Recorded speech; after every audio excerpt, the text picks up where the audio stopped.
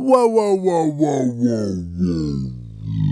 Stop that mix, rock stars. iZotope, Native Instruments, and Plugin Alliance are running the Summer of Sound sale right now until July 6th. And I'm going to show you how to save even more and get a better deal than anybody else, so keep listening. We're talking 50% off products, updates, and upgrades, plus special hardware and software bundle deals. Right now, Native Instruments is offering 50% off all complete 14 bundles, as well as all individual instruments, effects, expansions, and upgrades. So don't miss their unbeatable hardware and software bundles, including machine and complete control keyboards. Over at Plugin Alliance, you can get more than 160 special deals on the greatest plugins, with some as low as $7.99. Just a few of my new mixing favorites are Black Box Analog Design, Townhouse Bus Compressor, Amec 9099 console, and Metric AB for referencing my mixes. Plus, there's tons of killer free plugins just to get you started. And finally, at iZotope,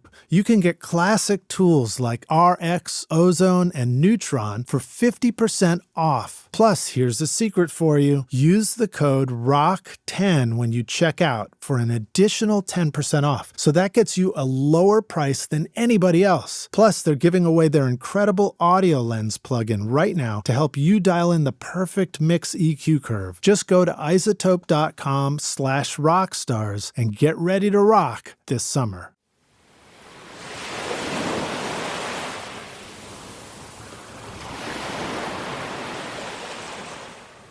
This episode of Recording Studio Rockstars is brought to you by OWC, iZotope, Atom Audio, JZ Microphones, and Spectra 1964. You're hearing my voice right now on the JZ V12 microphone through the Spectra 1964 STX100D mic pre and C610 complementer with iZotope, RX, Ozone, and Neutron all recorded safely onto an OWC SSD and mixed on Atom Audio monitors. Please remember to check out our awesome sponsors using the link in the show notes. It's a great way to help support this show. Now get ready to rock. When things start to relate and fight with each other, you have to be able to suss out what's getting in the way of other things. 'Cause that's really the trick of it all, is like finding space for things and getting it so that it all can fit together and sound as large as possible. Because that's what most people want out of records. Like, most artists want their mixes to sound as big and full as possible.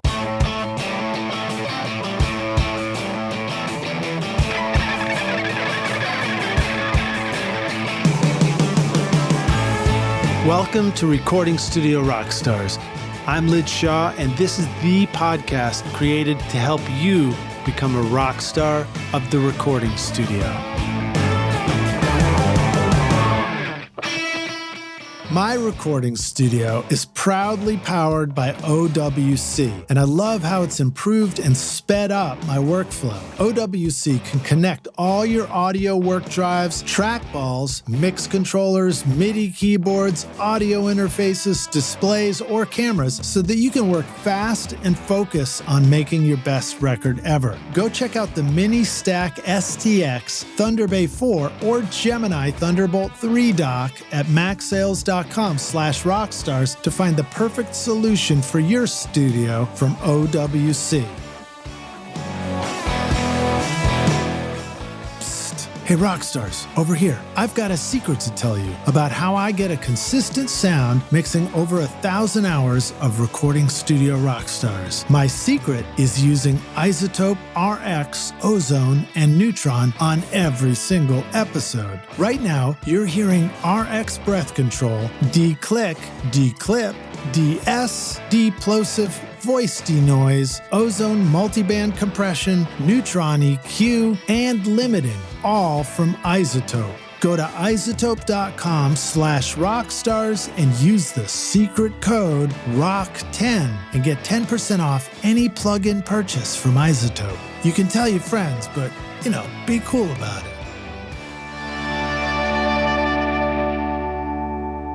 Howdy, Rockstars. It's Lid Shawn. Welcome back to Recording Studio Rockstars, bringing you into the studio to learn from recording professionals so that you can make your best record ever and be a rock star of the studio yourself. My guest today is Collin Dupuis, a Nashville and Detroit-based multi-Grammy nominated and two-time Grammy-winning mixer, producer, and engineer who's been on the podcast previously to talk about working with artists and projects including Lana Del Rey, St. Vincent, Dr. John, the Black Keys, and many others. You can catch those episodes on RSR252 and RSR341.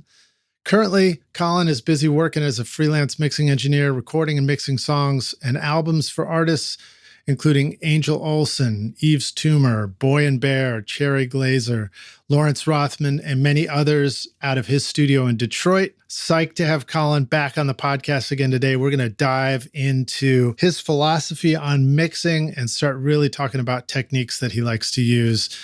So please welcome back Collin Dupuis to Recording Studio Rockstars. Collin, are you ready to rock yet again, brother? Yes, I am. Hey, thanks a lot for having me on. This is great. Glad to have you back, dude. It's always a pleasure. You know, one of the things between the last time we did an interview and this time is we got to hang out, you and I, and at NAMM when we were there. Yep. Out in LA and that consistently sunny weather of Los Angeles. I can see why people gravitate to living out there. But at the same time, it's like, you know, you look at the price of a house and you're like, okay. Yeah, no doubt. I can't remember if we talked about this, but after my conversations with you, I started looking at house prices in Detroit, and I was like, whoa. Yeah. You know, it's like you can buy. Yeah, you can buy 3,000 a lot of square house foot, for a little. Yeah, you can buy a 3,000 to 5,000 square foot mansion style, like big old like turn of the century or 1920s house for like under 500,000. Yeah, it's amazing. Like if you want to buy a fixer upper, you can get them in the 200 or lower if you're the kind of construction person. So that's a whole different podcast, but it's really great what you can get. So it's kind of one of the reasons we moved back here to Detroit, and also just it's mostly friends and family. Yeah, to see aunts and uncles and see friends all the time, and go and have that beer with that friend you've had for 20, 25 years. You know, that's kind of highly important, I think. Music is great. Music production is great, but if you don't have external quality of life things, you're living in a weird vacuum, which is not or a weird bubble. It's not a good thing. So anyway, that's just my take. Whatever. Yeah, and then when you go to have that beer with your friend from 25 years ago, it seems like you had more beers 25 years ago. Oh yeah, maybe, yeah. Maybe a little less beer now. Yeah, you have 1 or 2 beers, and you're like, all right, I feel great. That's enough. Like, got to get the kids up in the morning. Yeah. When your kid's waking up at 6 in the morning, you're like, it's 8:30. It's time for me to go to bed. Yeah, exactly. Exactly. You know, I think about your description of those houses there, and my experience with that would probably most likely be St. Louis, where there were a lot of, big, beautiful, beautiful old brick houses with, wooden rolling staircases in the front room. Yep. And we got, opportunities as my band to record in those spaces, and they can sound really good. Just something about those big, beautiful, rich architectural spaces sound really good. I mean, it was really common, and we live in a little bit smaller kind of German style bungalow house in the east side, East English Village area. And they're great houses over there, but like there's houses like in the Boston Edison district that are like the first floor ceiling height is 12 feet and the second floor ceiling height is 12 feet. Yeah. And like all the houses on the block for 6 blocks each direction are all like that. They're all 3,000 square foot with 12-foot ceilings and fireplaces and stuff. It's just there were so many houses built like that around the turn of the century, and they're all brick and like wood and brick everywhere, and oak floors and oak trim, and it's like some of them are falling apart without any question, but there's a ton that still have a ton of the architectural connections and stuff, and they're all steam heat and all that stuff. It's just a time in architecture that was just the prime of that style of architecture in the United States, but whatever. And plaster walls too, which are much harder and more rigid than drywall. And here in my house, it's an older 1948, And I used to have the studio in the house, and then I moved it down to the garage. And the very last session I did, I set up the drummer in my living room, and he commented afterwards, because he had lots of experience. He was like, man, the drums sound so great. It's those plaster walls. And I just never even taken that into consideration before. Hardwood floors and plaster walls and a brick fireplace sounds great. Yeah, I mean, yeah, it's if you like a lot of reflections. I mean, obviously you got to tame some of those like high frequency reflections a little bit, just so that you're not like, unless you're playing with a drummer who's like really touchy and it's the kind of song where you can get away with mild, quiet drummer. But if you're playing with a drummer who plays rock, like those rooms you instantly are like, oh, can we put something on hang some blankets, something like to get rid of like that intense. But yeah, I agree. Like those houses or those type of rooms are really great for recording. I actually, to be honest, like I prefer to record in almost non-studio spaces for lots of styles, lots of reasons. Like I like real studios for like if you're going for that unrealistically large drum sound that you can only get in a room that has good acoustics it's meant for that type of thing. But if you're talking about a group of people playing together in a room and getting a vibe, I find sometimes non-traditional spaces are better for that, because people just kind of get into this mode that we're just sitting in a living room and playing with each other. Like, I mean, you have acoustical issues to deal with, but if people are playing and it's not intense, loud rock with loud guitars and things, like actually it's really nice to sit in a decent sized living room with a bunch of people. It's the right vibe, like. So anyways, that's a whole series of conversations to be had just about that kind of thing. But yeah. Well, and you're mixing a ton now. And so that brings up the whole interesting topic of, making records potentially where the recording is done in all these unique locations, but then the mixing is brought back to home base where you really get to have a benchmark for what the sound is that you want to go for. Talk a little bit about that. I mean, when you're mixing a ton, so we want to, of course, hear what's new in your studio. You talked about it some last time, but maybe you've had a few changes this year. And then, what is it like for you as far as getting all these different sounds from different kind of recording sessions? I mean, some of it is a lot of work, because in the beginning, like you get it and you kind of like realize, obviously often people get in the zone of like just adding and adding and adding and adding and adding, which is really common now. Like, like producers and engineers and bands who just like, I have this other idea, this other melody, I have this other part.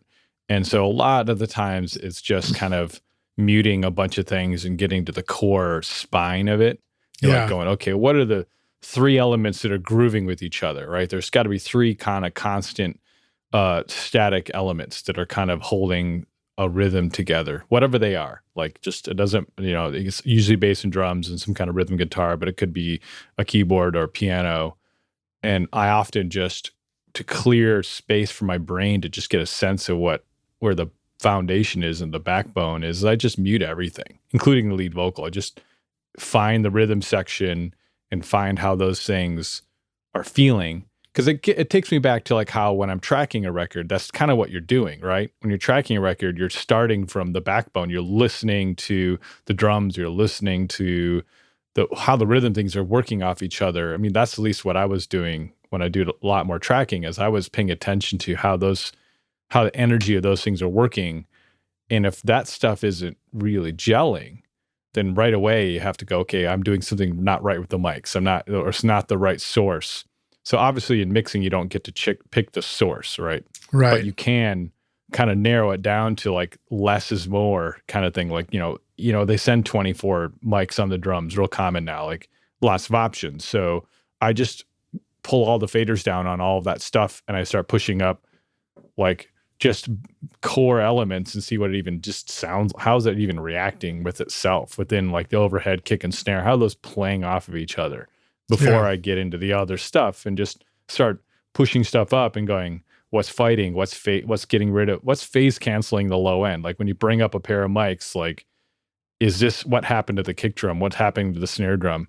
And I spend mostly now, I could easily spend an hour or two because I'm charging by the song, and I've just given myself the go ahead to like not worry about the clock, to be like, all right, I'm not concerned about making maximum profit on a project. That's not a consideration of mine, to be like, I need to get this song done in 3 hours so that I can move on to the next song and make that money for the next song. That's not even in my wheelhouse anymore. It's just, how's the sound?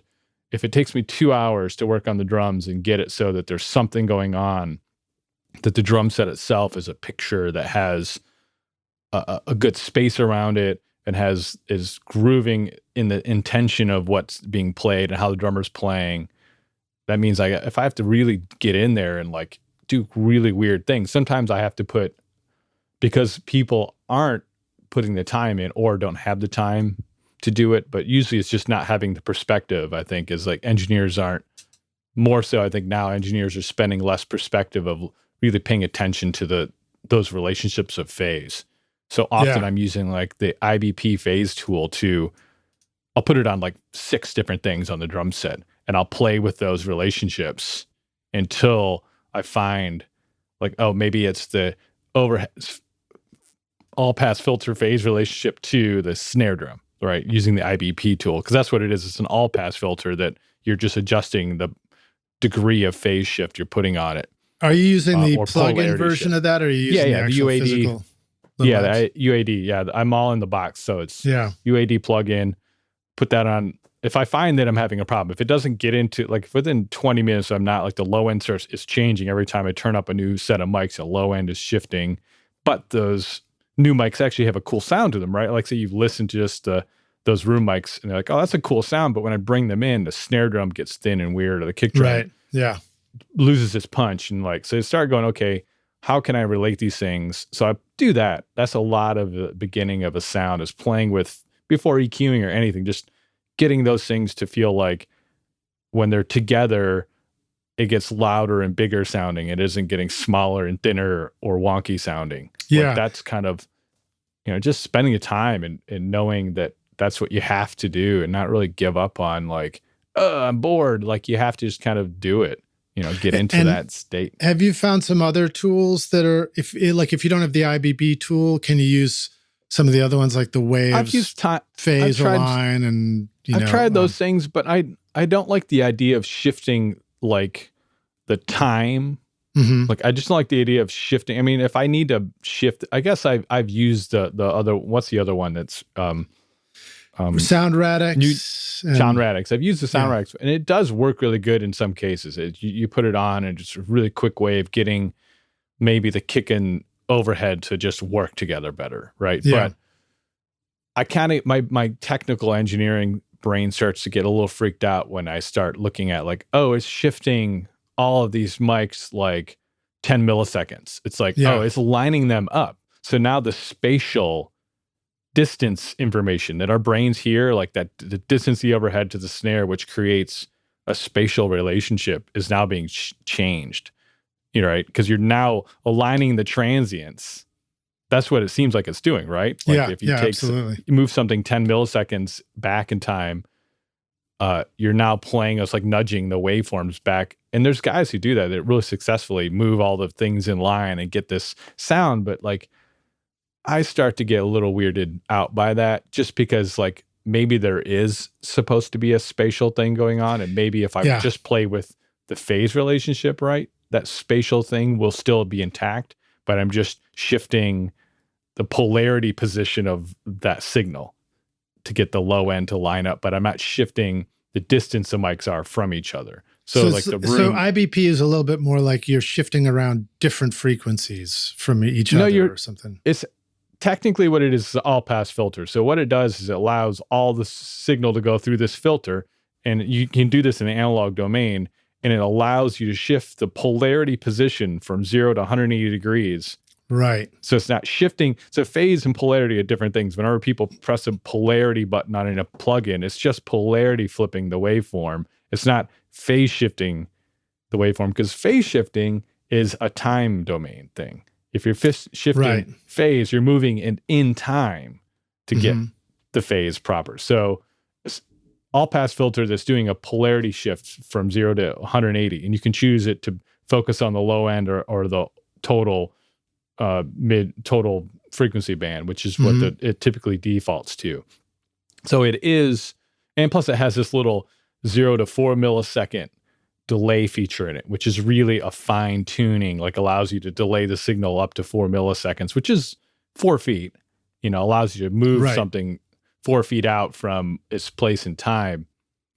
So I find that tool, and I'm also I like to be in control of those things. I like the idea that things automatically happen is cool in some ways, but in the other ways, like there's always an in-between point, right? So if you just go and timeline all the tracks to each other on the drum set, you have no happy accidents of turning that knob to find all of a sudden you hear something at an in-between point that was interesting, and maybe it's wrong, technically, but it's cool sounding. And you'll never find that when you just let the computer do everything automatically. Right. So you're never giving yourself a chance to discover this relationship that is strange, but might actually be really cool for the chorus or something, or for a breakdown or something. So you'll never discover that if you just let everything become automatic.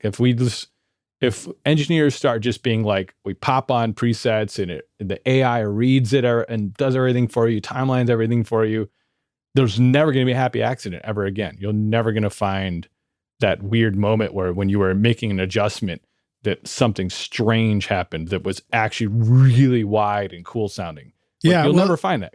A thing that I like to remember about those presets, automatic things, is I think we need to remember that all automatic is somebody before we got there decided, well, here's the destination target for this setting. So when you hit the automatic button, we're just going to take you straight there. It still took either somebody with a pair of ears to decide, well, this really is, I think this is best today, and so we're going to make this the setting. Or maybe it's like an AI computer algorithm later that's trying to do that too. Yeah, more and more like iZotope is doing more. A lot of companies are doing more AI, and I'm nothing wrong. And I think that presets and allowing AI to like help us, like discover sounds. Like I use presets all the time. I'll go through presets. If I find I'm just like, okay, let me try this thing out, go through some presets, and it might get me to a position that sonically just is interesting and it jumps out at me. And it's like, from there, I can like discover what that preset is doing to the process, and then move within that range and go, oh, if I do these set these settings to this place, it reacts this way to this sound. So presets are totally valid. I don't go into presets with the idea that it's just going to solve my mixing woes and it's just going to mix the song for me if I just go and that's what I think a lot, not trying to dog any company's products, but a lot of these like just quick fix, like you just put this thing on and it'll just make your whole mix sound amazing and it'll make you a better mixer right away. And it's like, well, really? Like you're not going to spend the time to like search it and discover it and try to find that thing that makes your brain, because you're a human who's reacting to something. And if everything's just you putting everything on autopilot, we might as well just all quit our jobs and let AI do it, which is probably going to happen in the next 10 or 20 years. Like, well, you and I, we've been making records for a while, and we've seen these auto things show up in the past. Yeah. So they've been around for a long time. They were things like along came auto-tune, and it's like, oh, look at this thing that tunes. And then along came Beat Detective, and it was like, oh wow, that saved me a lot of time. But really, I think a way I like to think about these AI and automatic things is it's just one more option. We can click it, listen to it, see what we think, then go turn knobs, and then we can, if we like the auto one, use the auto one. If we like the knob turning, use that. Yeah, and I, like I said, I'm not downing anyone who wants to use presets. Presets will get you really far. And the other thing is, like, if you're starting out and you're learning, presets are really helpful to get an understanding of like what a processor is doing and how it reacts to things, to signals. And I always really try to get people to understand, like when I've had interns or had assistant engineers working with me, it's like, you really just have to put the time into like discovering what gain staging and how, even within the box, like plugins, like what level you're feeding into a plugin and how it's going to react when you have the knobs in certain positions, and what the metering isn't digital metering of VU is like so obtuse. Like when you look at real VU meters on an 1176 and go to all the plugins, like maybe UADs is the closest one to how the meter actually really reacts to like what the timing factors are really happening, and VUs are slow and they're meant to be a constant average, not a peak meter anyways. So, it's, really it's using your ears, and that's what's important. That's the main thing you have. And presets are great.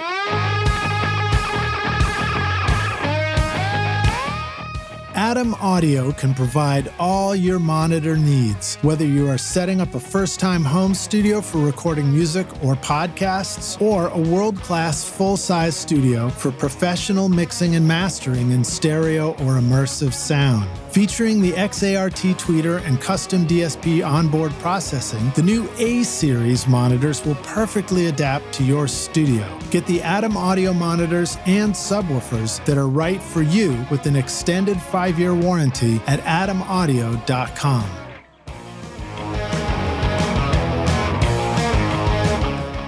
The JZ Microphone Vintage Series are built by hand in Latvia, featuring the patented Golden Drop capsule design for enhanced clarity that will give your recordings the classic vintage tone. Our friends at JZ Microphones have also come up with a special offer only available to Recording Studio Rockstars listeners. Use the limited time coupon ROCKSTAR to get 40% off the V67, V47, or V12 microphones. And to make this deal even better, they'll throw in a free shock mount worth $120 for a limited time at jzmic.com. That brings up a question I actually wrote down related to that, because you're doing a lot of mixing in the box, but you've also had a lot of experience with mixing using gear outside of the computer. Yeah. And so the couple of questions are kind of like, how's mixing with plugins different from mixing with outboard gear? And do you think that our ability to compare processing by bypassing plugins in and out when we're mixing in the box is helpful or actually a distraction? In other words, no. When we used to do it with outboard gear, did we do that back and forthing all the time, or do you just go for a thing and make it happen? I did when I worked on an SSL. So like on an SSL, a 4K, or even an API, really, any console that has actual, or Neve that has channel inserts, like where the insert is pre-fader. So you insert a compressor on something, like the bass guitar, for instance. You can press that insert button and hear a bypass.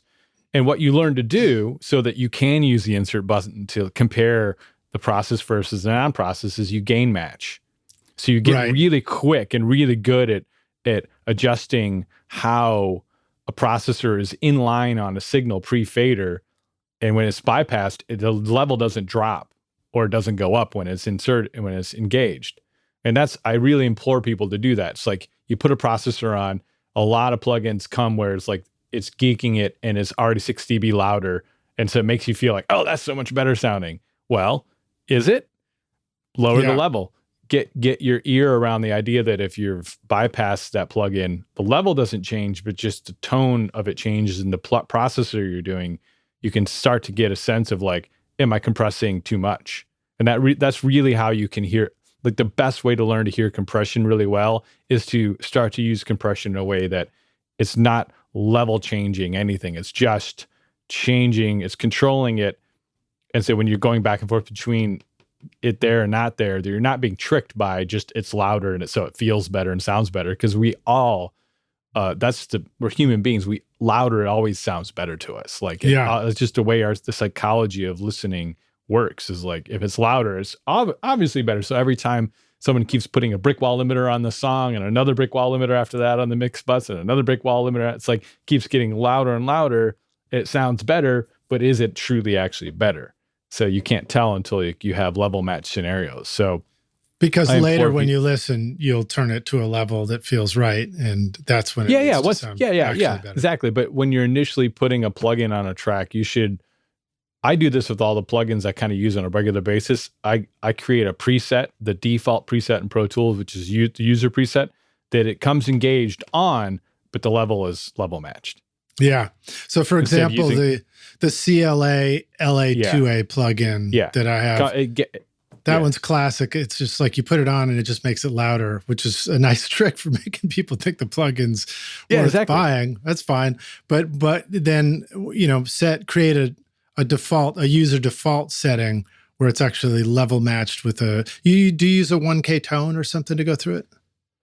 No, I usually just do it quickly by ear. I mean, after doing it, you know, doing this kind of stuff for 20 or so years, like you get really good if you're paying attention and you're trying to do this. Like some people don't do this, and there's some engineers who just don't do what I'm doing. So this is just how I learned how to do it in an analog domain. Is you get good at level matching quickly. Like you have you have like a multed, you have a console sitting in front of you with faders. You mult the bass out onto another channel.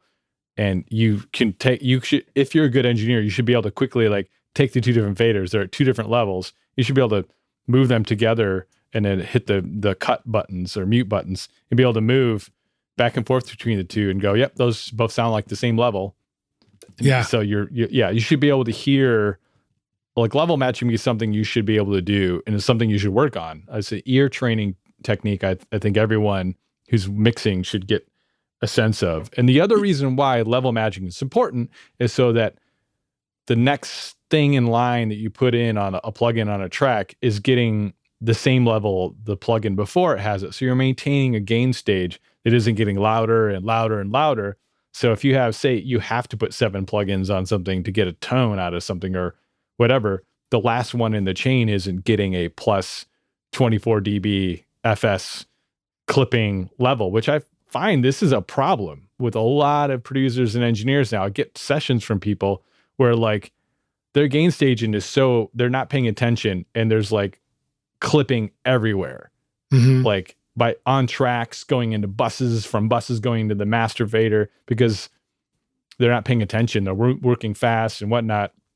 And so the whole mix is super blown out sounding, and everyone's gotten so used to that when I go to mix it and I'm trying to get dynamics out of it, I'm like, it's a battle with like the A&R and the artist being like, it's not as loud. And it's like, well, you guys were listening to a basically pre-clipped brick wall limited thing that was at -6 LUFS or -4, like the whole time the song is playing. And it's like, so that's the other challenge is like making excitement happen, making it loud where it comes out of speakers and it's impressive and it competes, but still like what is being sent to mastering still has a sense of dynamic range, even if it is really loud. Like I send some stuff to mastering and it's very loud. It's a very loud, like it's not going into the 0 dBFS range, but if you looked at it on a LUFS meter without a brick wall limiter on it, it's like a -8 LUFS constant. Oh, wow. Okay. Yeah. Without like even having a limiter on the output. That just some music has to be that way because that's the intention, right? You know, that's not everything is like that. Most rock and most good music where you want movement to happen, it has to, you want to stay around like -14 or even -16 if you can. But you know what? I find if you're working in modern pop music and R&B and hip hop, I don't think you're going to get any work if you do that. Like that's the state of affairs we're in right now, that like the expectation coming from artists, A&R, managers of artists, whatnot, is that the mixing and whatnot has plenty of distortion and it has a very limited dynamic range. Like that just your pre-limiter dynamic range is already very, very like loud. Like, and that seems to be the standard. And this whole thing with loudness wars and people being like, oh, Spotify's going to fix that and all this. It's like, maybe, but not in the major label world. Like, okay, maybe in the indie world and people who have like more control over this and can just say no to this idea and put records out how they want to, that's fine. But if you're talking about any of the major labels or any of the people involved in major labels, their sense of dynamics and senses of excitement is so skewed at this point that like, because they're listening to that loud master of whatever is big right now. Like go and listen to anything. Like listen to the newest Taylor Swift record, right? Really great production, sonically, mixing, everything is. I mean, Serban. I don't know how to say his last name because I'm terrible with that. But is it Gania or do you know how to say his last name? I don't know, actually. I don't know. I'll So go. he's an amazing. He mixes in the box. He's amazing. But you listen to it, it feels very dynamic, but it's super loud, right? And that's just what it is now. That's where we're at. And I've learned that if you try to fight that too much, I mean, I always try to get people the artists to understand, like, a mix I'm sending you is not going to be as loud as your production mix because your production mix was too loud. Your production mix was crazy. And I always start the conversation with that right off the bat, if that feels like that's what's happening. If I get rough mixes and I open it up and I bring the rough mix into the session, or if it's in there already and I look at it and I'm like, what is going on? I'll raise my hand right away and go like, okay, everyone, in a total email group, like chat, whatever, everyone, just raising my hand to let you know that the levels that I'm seeing are louder than what mastering would do, right? Yeah. Like this is not like even like the loud mastering engineers like Mike Bozzi and people who do like a lot of hip hop and loud mastering aren't going to do this to the record. They're not going to be this loud, right? So like just raising my hand to let you know that I'm going to start with us in a more where I think mastering will probably end up range. So you guys can get used to that. So try to erase from your memory how loud this other thing is and get used to like where we're starting now so that we can work from there and maintain a position of loudness that isn't going to ruin the record, right? Yeah. Like if our goal is to try to get this -4 lufs, -6 lufs constant from the start of the song to the end of the song, and you get to the final chorus, and then the final chorus is -3 lufs because it gets even more dense. It's like, so yeah, that's my. Where do you go from there? Well, you can't go go to anywhere. 11. Yeah, you can't. There is no such thing as 11 when you're talking about zero, negative, digital zero. Like there is no 11. Like it's it's that's right. That's right. You know, so this is. I don't know if you have used this yet, but one of the tools that I use and one of the sponsors on the show too is Samply.app, and I've been using it. Yeah, that's a cool feature that they added now, where when you upload your different revisions of a mix, it will actually do built-in level matching, and you can flip between those revisions on playback too. So that could be a way to help somebody level match that rough to the new mix and hear the difference and realize like, oh wow, I see the new mix totally like breathes more and it's got more absolutely dynamic to it and stuff. I'm all for those things, and I have done that where I've taken the rough mix and put it on Samply and level matched it so that it comes down in level, so that they're hearing theirs versus mine. Yeah, I can hear that. So that has helped, but there's always the loopholes, right? If the artist has been using Dropbox, some producers I work with, they just like, I just want it in Dropbox. I don't want to deal with this. Like, just send me the file in Dropbox. So then they're bringing it into their iTunes or whatever they're using, and it's not as loud as their rough mix. And then they're just like in this zone where like to them the louder sounds better. They can't deal with it. Yeah, they can't deal with it. And there's just some producers who can't deal with it. It's their personality. They can't recorrect and regauge. Their mind is like, it's not loud enough. And so I've lost mixing gigs, I'm sure, because of this. Like where it's just like the rough mix was just more exciting sounding because it's distorting like to all hell, like to the point where like there's no low end, there's no punch to anything. It doesn't have any transients left. It's just like the whole time the song's playing, and just they can't get past that. And I'm not going to say any names, but I think that's real common. That's more common, I find, with the single producer, single artist things, where it's like one person who does everything, including the production. They're in their own bubble, and they have there's no other people involved in the production. So they end up in this place where their rough mixes are just so slammed that they can't, and they don't have anyone checking them in the process. They don't have someone else who's involved in that production going like, let's back off on this a little bit and see if we can pull more dynamics out of it. They're just like pushing into it. So you get it. And then they're like, it's not as loud. And you're like, well, I'm not going to do that, man. Like you Yeah. hired me, like you hired me for my opinion on this. Like my opinion on this is that this is too loud and it doesn't, like, it's not fun to listen to. It hurts my ears. It hurts other people's ears. It has too much of those spiky frequencies and it has no movement. You know, it's funny, the ear thing, because I noticed that, and I remember, believe it or not, the first record I noticed that on was a Marilyn Manson record. It's just so smack. Yeah, it's just I mean, and again, I have a huge respect for that record. It was Mechanical Animals, and it was sent to me by Ben Gross mixed that. Lillian, aka Lawrence. When we were working together years ago. Yeah, and I like, it was my introduction to that whole thing, and it's an amazing sounding record. But and I don't even want to focus on that just now. Like, there are records, and there are times where I listen to something and my immediate reaction is, wow, this sounds great. It's exciting. It's in my face, everything. But then I just get tired, like trying to continue listening to it or make it to the end of the song or make it to the next song. And it's an interesting thing to be aware of. Yeah. And that's something I think is a lot of people need to spend time like focusing on when they're working, is like, can you listen to the song? Like I challenge anyone who's experiencing this with their productions and their mixing, is like, can you listen to the song at about 80 dB, right? 80 to 85 dB, which is like decently loud, C weighting. Can you listen to your song all the way through without feeling like you need to turn it down at times? Yeah. Right?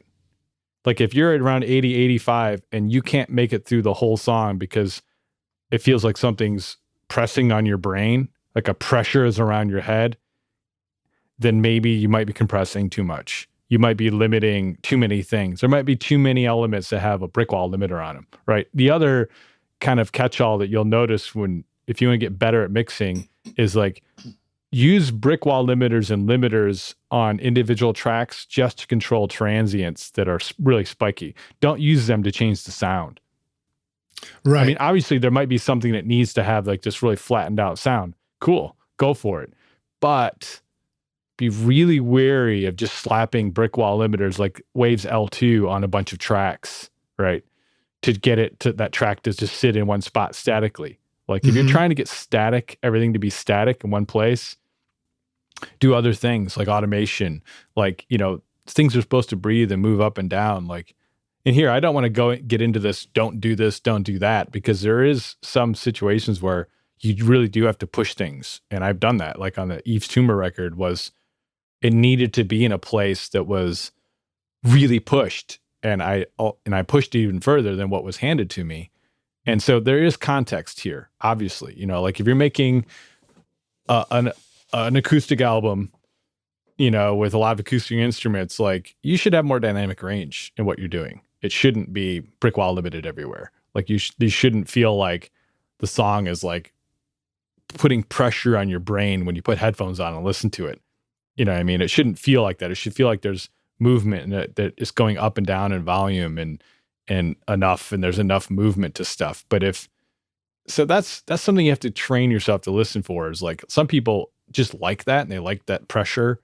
But personally, I think it's not fun to listen to. Like to put a record on, you're expecting like, oh, this is gonna be, it's like stand-up bass and like drums and things like that. And you put it on and it's like someone just put a ton of limiters on the whole mix. Like three, like that's the other no, is like, if you need to put 4 brick wall limiters on your mix bus because you're basically being insecure about your production at that point. I think like you're doing that because you're trying to impress A&R and the artist, even maybe like you're leaning on as a crutch. You're trying to get it exciting and loud so that no one's rejecting it, but you're really making it really hard for everyone else down the line to like work on it, like hand it off and to maintain the quality and what's going on. And it's on producers and engineers on the production side to like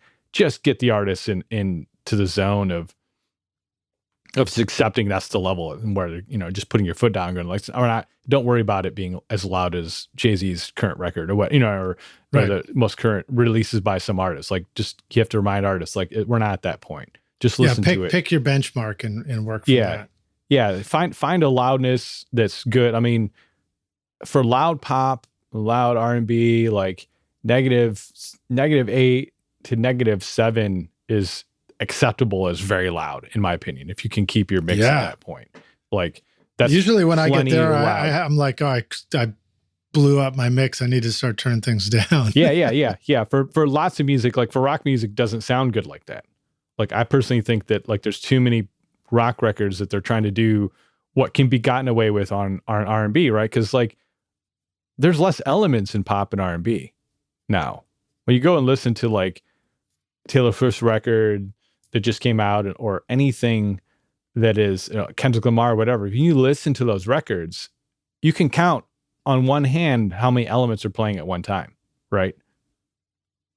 Outside of the lead vocal or the background vocals, you're talking about musical instruments. You can count on one hand most of those songs. The elements, right? Yeah, and you talked about finding those first 3 elements. That also makes me think of left, center, right mixing. Yeah, that too. Like panning is the other big part, and that's something else we can get into next in this next part of the conversation, is that when I go, maybe we should do that. Like, so I think I've driven home my point of like level of loudness and like gauging, like just turn it down, rock stars. Turn it down and get used to dynamics, and just turn your speakers up. Like if you need to listen, if you're trying to listen at -50, you're trying to listen at 50 dB, like right above the noise floor of a room, like trying to listen as quiet as possible, and you're trying to make up that difference by just brick wall limiting everything so you can listen to it really quiet all the time. It's like you're doing an injustice to the process. Yeah, that's a good tip right there. I've been there for sure. Turn it up loud enough where it feels it's moving the air. You don't listen loud all the time, but turn it up to like 70 or whatever. Always have a sound SPL meter set to C weighting. You the one on the iPhone. There's a couple of them. They all work great. Get used to that, like being in that zone of listening, and then you can start to gauge like what compression is doing and what your low end is doing and how it all is reacting off of each other and how things are pushing into each other. And do this while you're tracking records. Like if you're producing records, you should listen decently loud enough, not super loud, but decently loud enough. You're listening really quiet all the time, you're going to find yourself wanting to put lots of compression on things so that you can just hear everything really quietly. And then, but no one's like, if you go back and listen to Queen's Bohemian Rhapsody, right? Go listen to like that whole album that Bohemian Rhapsody is on. Extremely dynamic range. Like, and it's the hugest record, right? You go and listen to it in a rock sense, like how loud the drums are and how bombastically large the toms are and how full the guitar sounds. Everything sounds huge and full because there's dynamic range around everything. Like there is compression on things. They are using compression, but they didn't have brick wall limiters then, right? When they made that record, they didn't have a L2 on every single track in the mix.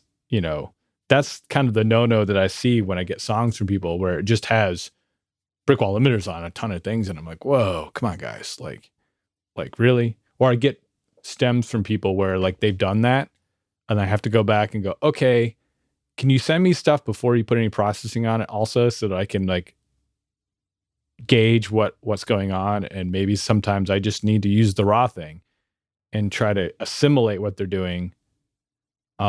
And like I said, I think the producers that I've worked with where the stuff really works, right? When you listen to Angel Olsen or you listen to Yves Tumor or any of the other records I've mixed, the stuff that's handed to me has the options. It's not like if they've tracked something through processors and that's the sound of it, then that's the sound of it. But in general, if they have plugins on stuff, usually they're working in Pro Tools so I can do it. Or if they're working in Logic, people send me the Logic session and I can open it up and go, oh, that's crazy. That's too much, and I can turn that thing off, and get it to the place and have something that has dynamics in it still. Or if the process they're doing is just getting in the way of what the thing needs to do in the song, and that's why you're paying me, is to make a judgment call and how this thing is working in the context of the song. And so I'm all for committing. I'm like super into the idea of committing, but also if you don't feel you trust your thoughts on how to process something and you don't really you feel like you're like on the fence, like, is this process really working? Well, it probably isn't, right? That's kind of the other gauge you could have, is like, if it doesn't feel like it's working and you're not really super adamant that it's working, then it probably isn't working. And so you should probably err on the side of like not committing to that sound, you know? And this goes back to tracking, same thing. If you find yourself questioning it and it doesn't feel good right away, then it's probably not right yet. Yeah. Hey, rock stars, are you recording your own music or other people's music in your studio, but you're having trouble getting your mixes to sound great? Do they sound kind of weak or distant or lack punch or clarity? Well, I've got a gift to help you take your mixes from sounding like basement demos to sounding a lot closer to professional mixes. And it's my free introductory course called Mix Master Bundle. This course shows you how to get pro sound with your mixes from your home studio using free plugins and Pro Tools. And the best part is that these fundamental mixing techniques will work for you in any DAW, whether you're in Logic, Cubase, PreSonus, Studio One, Reaper, or whatever you're using. If you're ready to make your best record ever, then go to mixmasterbundle.com and get started now for free. And you can find the clickable link in the show notes of this episode. I think of like times where you come up with some wacky guitar effect and you're like, is this good? Or like the pickup thing is like, do you like this pickup or this pickup or this pickup? You're spending too much time. Yeah. You're spending too much time. You've spent too much time sitting there comparing. It's like just what feels right away. So yeah, I've tracked records where I'm sure that whoever mixed the record, they're like, whoa, this person went really far with this. But it was feeling good. And they, of course, they go with it, right? Like, you know, stuff that we've tracked that was on Black Keys Records or stuff that was sent to Tom Elmhurst. And I even gotten comments back from him where he's like, this is great.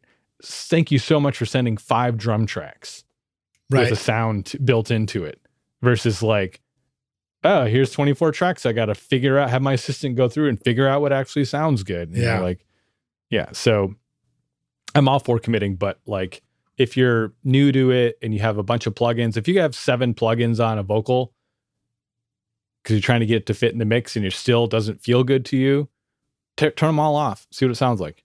What if you feel like you're trying to change the vocal sound? What if you feel like you have a vocal that feels like a plain mic sound and you're wanting to turn it into something different in your head? Do you feel like those are the times to go crazy with plugins, or do you feel like almost always 7 plugins turned out to be too much?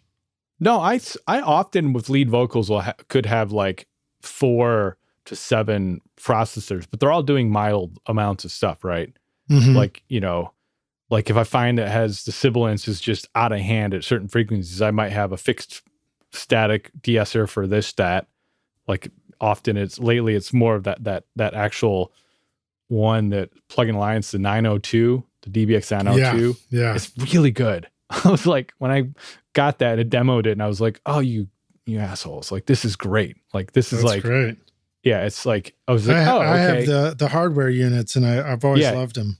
Yeah. I remember going back when I was working in a 4K room here in Detroit, doing a lot of rap and hip hop sessions that I was using that 902 all the time while tracking. I was like literally committing to it because it's such a good sound. But anyways, so often there'll be some kind of de-esser, you know, general EQ, which is equilibrium, DMG, just for cutting and shaping, like high pass filtering, because you can do a lot with that plugin. Fab Filter Pro Q3 will do the same stuff. Sometimes that's the plugin I use because I can use dynamic EQing too. Yeah. If it needs it. Soothe often finds its way on a lead vocal. I finally got Soothe after we talked about it so many times. Soothe 2, yeah. I'll tell you something that Soothe 2 did that blew me away. I had a bass track where there was just one note that was just sticking out. And I was like, I wonder what happened. I wonder if this will just control a note. And I was almost able to remove the note from the bass line.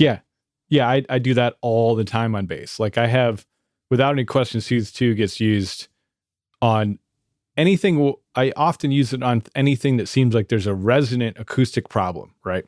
Yeah. It's usually like where there's just a resonant acoustic issue with the room that the bass cabinet was in, right? Or it's the vocal is in a booth, right? In the booth, there's something about the booth that's adding like, or the room, it's just someone's bedroom or whatever, like, the vocal has a resonant that's in a frequency range that's just like completely getting in the way of the tonality of the sound. It's just a murky, adds this extra murky like boom sound that's like, could be like 180 hertz, 150 hertz or something. It's usually something around there, or 220 or something, that is just, it takes off. It's 10 dB louder than the rest of the vocal sound. And it just jumps out. I mean, some vocals I get and I don't have to do any of that stuff. I just have to just sweeten it up a little bit and just then automate it. And it sounds great. But some stuff I have to really push that. So soothe often is a thing I'll use to just tame resonant problems in the low end. Or in the mid range, if there's something that's just spiky and painful and it only happens randomly, soothe is really great for that. You can play with the timing factors and get it so it just controls that thing in the right amount. It sounds natural. Yeah, it's a deharsher. Deharsher without any artifacts. If you play with it, like if you go and just push it too much, it will start to sound grainy and strange. But if you use it right, it can completely sound it just sounds better. You're like, oh, that sounds better. Like, yeah, I tried to use it on I had a snare where the open hi-hat part was just screaming through the snare mic. And I was like, same thing. What would happen if I put it on there? And it was a little too much for that one. I tried to like squeeze the shit out of it. I mean, I use it on overhead all the time now, because often drums are recorded in rooms where there's something coming in through the overheads. It's reflections off of surfaces, or just the cymbals are super aggressive in the wrong way. Like it's just not right for the song. There's a bunch of, between like 1K to like 4K. It just, when the sump crashes hit or the ride cymbals crashed on, it just goes, and it just takes over like the mix. And so I'll use soothe to control that at times to just get it so it just keeps that from getting too much. So then I can turn the overhead up decently loud and get the rest of the tone of the drums out. And those cymbals are there and you can hear them, but they don't take over the vocal. They don't take over the guitars every time they hit crashes. And sometimes I'll sidechain the crashes off of the guitars. The guitars are pushing into the crashes. So like guitars are going to control the overhead. Oh, cool. Like loud guitars that have a decent amount of mid-range, sometimes just you need to control other things with them, right? So those vocals, or so those guitars can push through the mix and the cymbals can be there and they can come out, but the guitars are always heard the whole time. Right. The cymbals sort of wait for the guitars to finish their phrase, and then the cymbals swell back in, kind of thing. Yeah. Same thing with vocal and guitars or loud keyboards, like a mix that has a lot of density, like the vocals soothing the sidechain. Soothe will be controlling the frequencies that the vocals are doing, because it's constantly shifting things. So you can't just do this with like a multi-band compressor, right? Because that's a fixed frequency thing. So with soothe, you can put soothe, sidechain it, the vocal into the sidechain, and that will control the guitars in the right amount of way at the certain frequencies, and the vocal can just cut through. If you like extremely, like you're talking about, like there's 10 guitar tracks and 14 synthesizers. Like I get songs like this all the time. I think I've kind of gotten, I don't know how to say pigeonholed, but I get a lot of work that is like where it's just someone's like density. So the tricks that I've learned to deal with this density is to, like, you have to push things out of the way with other things, and there's no rules. So it's basically frequency ducking, but soothe is the best one at doing this, because it can be real narrow. You can narrow band it. You can get it the bands are really narrow. So you're just ducking just the frequencies that need to be ducked out of the instrument, and it ends up sounding more natural and less apparent that you're ducking the other instruments, like. Yeah. No, it's great. I'm excited about it. And I love learning about all these great new techniques and plugins on the podcast, from having you on the show and other guests. And just Rockstars, if you're listening now, I mean, we try to include things in the show notes, but I always encourage you to just have a notepad open on your phone. Just pause, flip over to the note, write down the thing we talked about, come back, unpause. Just be careful if you're driving. Maybe don't do it while you're driving. You know what I'm saying? Yeah. Don't take notes while driving. Like, please just stop texting and driving, everyone. Just stop Instagramming notes and driving. Yeah. Like, just a public service announcement. Stop staring at your phone. You started to bring up panning. You started to talk about ideas for panning. I think it'd be good to jump back to like where I would normally go from the point of like getting that foundation of like the groove instruments, whatever it is, it's like a part of the rhythm section, like whatever instruments are playing a core rhythm section. once I get a kind of general balance of those, panning often comes next, where you're trying to go, okay, like I got these things, they're pan hard left and right. Well, what happens when I flip their position? Like the two hard left right pan things. What happens when I just move them from the other to the other sides? Like what happens? Yeah. Like, Do you feel like your people, ears here and your brain process left and right differently? It just works better. Sometimes it just sounds better pan differently. Like two different instruments are hard pan. You just switch their position and you're like, oh, that feels better now. Why? I don't know what the psychoacoustic reasoning is for it. Well, we got left brain, right brain. I always think about that. I think about like which ear do I turn when I'm listening for pitch? I tend to turn my head. My left ear. Yeah, I do my left ear too. Yeah, I listen to pitch. I'm like, oh. So yeah, there's something you said. So panning is the next most powerful tool. I'd say it's up there with the volume knob, like the fader. Like panning and fading and automation are like the two most powerful mixing tools you have. Like obviously EQ and compression and tone shaping things are all very useful, but mute's always first. Well, mute's first for me because like I'm often getting stuff that has, I mean, I have a song now I'm working on that has 275 tracks in it. That's one too many. 274 is my limit. Yeah, exactly. So you have to like, you have to like give yourself space mentally to deal with these things and see what's going to fit. But there still needs to be core, right? There needs to be some kind of core thing. So you have the core instruments, you start panning. And then what I do is I kind of go through and start adding, once I get a groove going where things are working, even I've maybe done some compression. Maybe I've done some group compression where I kind of do a Browerizer thing. Like I borrowed these ideas from Michael Brower because they're great ideas where you have an ABC bus, right? That goes to your left-right bus. That ABC bus is a stereo compressor, typically, of some kind of stereo processing. And you can send things together into that stereo processor because those things will start to push into each other and compress more when certain things get louder and compress less. And, so they kind of starts controlling relationships. So sometimes it's the guitars and the bass get fed into the B bus and that they feed off each other and they start playing, or sometimes the drums and the bass get fed into the A bus off each other. So the low end of them start anchoring on each other. Sometimes the mid-range of like the guitars and vocals and keyboards all go into the C bus, right? So I start doing that stuff kind of quickly and early on to get a sense of like how they're going to react off each other. Maybe that's the right kind of glue for everything. And then kind of just go from there, like just pushing things up, panning them, seeing how they react off each other. Is like what frequency crowding starts to happen, start listening for frequency crowding.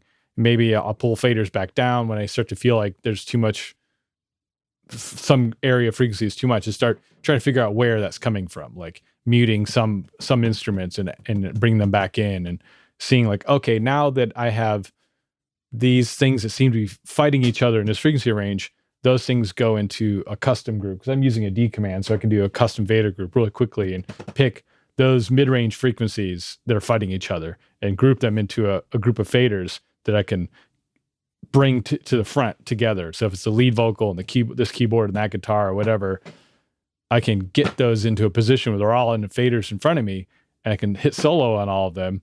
And then I can spend time seeing how those things are reacting off each other and get a sense of like where to go with them and what to do to like what needs to give. Obviously the lead vocal in most cases is the lead. So that needs to be dominant in that group of frequencies that are in the same range. So the other things, you can pan them, you play with the panning, then I start doing EQ cutting. Like I usually don't do EQ cutting on anything like that surgical cutting until I kind of start to have all the instruments in the mix. Right. Because you don't want to start removing what might be good. Solo EQ cutting and soloing, like unless there's a blaring problem, right? Like it's obvious, like there's 12 dB too much at 3.2K on a guitar. And that's usually obvious. You put it up, you bring it up, and it's just like, oh, that's ripping my ears out. Cut 6 dB at that frequency and kind of consider that your flat EQ, right? You've cut some of that pain. You haven't cut all of it. You just cut some of it. And how's it going to fit in the mix? You don't go and just get rid of everything that's a problem, right away. You just kind of cut a little bit, bring it into the mix. Is that better? Okay, cool. That's working better. I can hear everything. It still has enough of the aggression that probably needs to sit in the mix, but it's not over EQ'd. You know, it's not like bad plastic surgery, as like to refer to, like what's his face mentioned it in an interview. I felt was very fitting. Like, you know, when there's too much plastic surgery, someone has had too much plastic surgery, and you can tell. You just look at them and you're like, oh, that's terrible. Like, it's the same thing with too much surgical EQing and cutting too much. It ends up feeling like your mix feels like bad plastic surgery at that point. You're just like, Attention, all rock stars. iZotope has got you covered. With RX, Ozone, Neoverb, Nectar, and Vocal Synth, you'll have a collection of powerful apps and plugins that will help you get a professional sound in no time. Whether you're looking to clean up your vocal recordings with RX, master your tracks with Ozone, or add depth and ambience to your mixes with Neoverb, iZotope is your magic wand for awesomeness. Plus, with Nectar and Vocal Synth, you can easily add creative effects and unique textures to your vocals and instruments, from subtle mix enhancements to extreme sound design. iZotope takes your music and podcasts to the next level. Go to iZotope.com/rockstars and use the code ROCK10 to get 10% off any plugin purchase. OWC is your one-stop shop for flexible drive storage and connectivity solutions for your studio. The Mini Stack STX for your Mac Mini adds 2 additional drives over a universal SATA HDD SSD bay and an NVMe M.2 PCIe SSD slot, plus 3 additional Thunderbolt USB-C ports. Or the OWC Thunderbay 4 chassis, built like a tank, gives you 4 hot swappable 2.5-inch RAID configurable drive bays, plus an extra Thunderbolt 3 jack for daisy chaining up to 5 devices. Or check out the OWC Gemini Thunderbolt 3 dock with 2 RAID configurable drives and 7 ports of connectivity, including a front-side SD card reader, 1 gig Ethernet, 2 USB 3.2 ports, and a dedicated display port, plus an additional backward-compatible Thunderbolt port. Get your studio connected with the Mini Stack STX, Thunderbay 4, and Gemini Thunderbolt 3 dock at macsales.com/rockstars. Use the custom link in our show notes because it's a great way for you to help support this podcast. So thanks, Rockstars.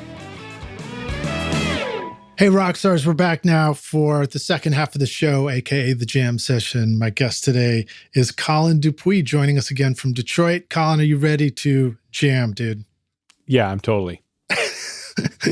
Nobody really calls me out. Nobody really calls me out on how silly that question is, but I appreciate everybody taking it seriously. I mean, it's a jam session. I get it. It's a jam session. You're a drummer. As long as it's not the bad like really bad jam sessions. Constant blues solo guitar player who won't stop playing the in A minor blues solo. Yeah, well, the best is when nobody really knows when the changes are, even if it's a blues jam. Yeah. It's like, it's 12 bars, man. It's not that hard. And they're just like, there's like the bass player's like, what are we? It's like, what key is like playing a lot of accidentals? You're just like, do you know what key you're in? Well, I have a new idea now. I think I'm going to start auto-tuning the podcast. I think that'd be really fun. Just auto-tune everybody's you might be able to voices. get some more Gen Zs to listen. If our voices are going the whole time, and then I'll rewrite them as like heavy metal tunes, melodies, like that guy on YouTube. Yeah. But what comes? That's like crew. Yeah, sorry. Very quickly, Rockstars. We mentioned briefly at the beginning of this that we got to hang out in NAMM, and when we did that, one of the things that we did was we threw a meetup on Saturday night, which was super fun. We had shout out to Jesse, who helped coordinate that for us. Also, a big thank you to Hugh and Mahima, who were helping me shoot all the videos at NAMM, which was really fun.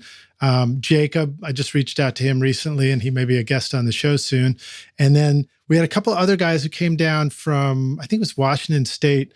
And apologies, guys, I'm just trying to remember your name. I had taken a photo of us and I couldn't read your name tag in the photo, but I think it was like Mike or Mark or something like that. But we had a really, really good time. and we all hung out at the Enfuse Lounge there at, outside of NAMM. And it just reminded me too, one of the things that we do is we also do some special VIP weekends and things like that, and mixing clinics. And I was thinking to ask you, Collin, if you might be interested in getting together again with a bunch of the rock stars. Maybe we do something up in Detroit or down here, or maybe we just do, you know, really get to dig into some of your mixing and teaching. Yeah. I mean, I think that sharing information is important. I've been kind of kicking myself that I haven't created some kind of online video presence, but I'm also just really busy. So like, it's kind of like, well, all right, it's like, that's my job. That's my job. My job is to let you guys make these amazing records. And then I just try and help coordinate bringing us all together to learn what we can. I'd be into doing a real, now that we're, not that we're out of COVID, but now that a majority of people have been vaccinated and a majority of people have gotten it at least once or twice. Right. Well, I'm glad. Yeah. I by the time this comes out too, hopefully that won't even be a topic we're talking about anymore. Yeah. Well, anyway, but like versus what it was a year and a half ago, where like getting in a room with a bunch of people and doing this was like no one was doing that. They were like, no, we're not doing that. I was doing it. Yeah. But I know. I was still doing. I'm just pretty fearless. I've got an ice bath outside of my door, so that I do you're weird fearless. shit. But anyway, rock stars, jump into the chat. If we're on YouTube or wherever, you can leave a comment or send an email to me or to Collin Lidge at recordingstudiorockstars.com. Just let us know if you like the idea of doing some cool stuff, learning more from Collin about mixing. That would be a blast to put together. Yeah, I think it'd be fun. Okay, cool. You were talking about, you were just talking about your philosophy of mixing, and I thought maybe we'd just continue on from there. Yeah, I think I was talking about like panning and just how when things start to relate and fight with each other, you have to be able to suss out what's getting in the way of other things. 'Cause that's really the trick of it all, is like finding space for things and getting it so that it all can fit together and sound as large as possible. Because that's what most people want out of records. Like I find that like most artists want their mixes to sound as big and full as possible, you know, like, so my whole take on that is just like, I kind of get rid of the idea of like doing documentarian mixing. Like, you know, if it wasn't recorded in that kind of way, where it's like, it's meant to just be live, raw on the floor, the mics are up and you leave it alone. But most of the time it's not. Most pop music is not produced that way now. So, I just threw out the window. I threw out that rule that it needs to sound realistic.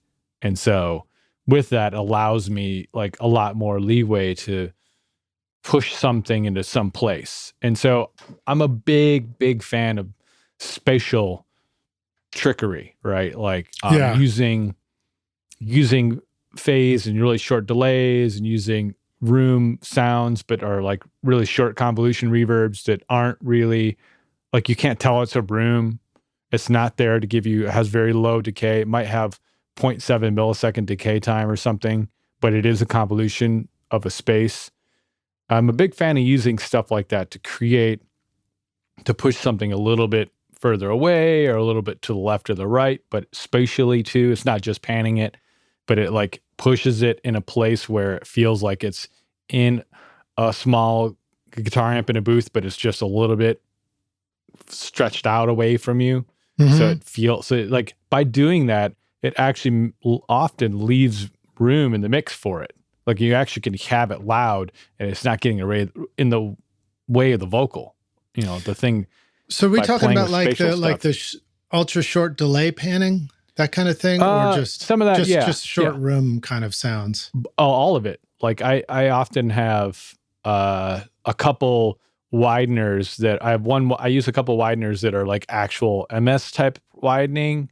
I have a couple other widenings, things that are more just like delays, like Echo Boy that's set to like on one bus where it's just, I call it my close space bus. And I think it's the Sound Toys effects rack. It's a preset I've had in my template forever. That Sound Toy stuff is so great for that. Yeah, so it's like got Echo Boy and it's got a little bit of like some other distortion on it too, because that effects rack thing allows you to put like other things in line, of all those Soundtoys plugins and create a chain.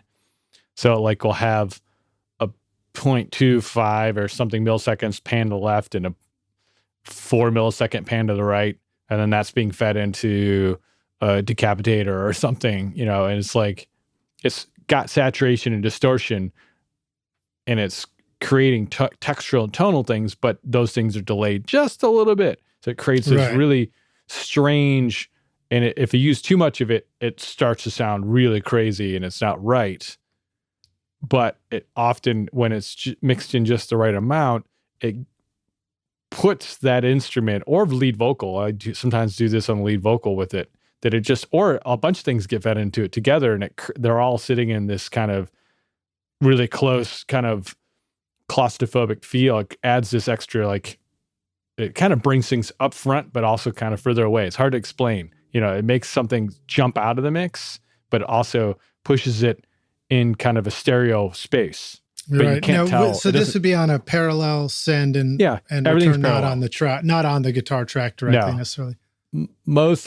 I often will put things on directly on inserts on tracks to shape and tonally shape it. If that means like a sketch cassette to distort something right on the track, then yeah, of course I do that stuff to get the tone of it pre-fader. So it's part of it and I can automate afterwards. But when I'm talking about like these buses or these things that are like anything spatial I'm doing, if it's reverb or whatever, it's all on a parallel bus. It's all on its own aux send/return that's fed to the left-right mix. And so quick question for you on that though. As far as the way you organize your session, do you put that delay like way down at the bottom of your session, or do you just simply put it right underneath your guitar track and then maybe you'd group those into a guitar track folder or something like that? I'm old school, so it's like a mixing board. So like if I was mixing on an SSL, like when I used to mix on a 4K, it was all the effects returns would sit further away down the console, and I would use headphones too because you couldn't be in the middle of the speakers.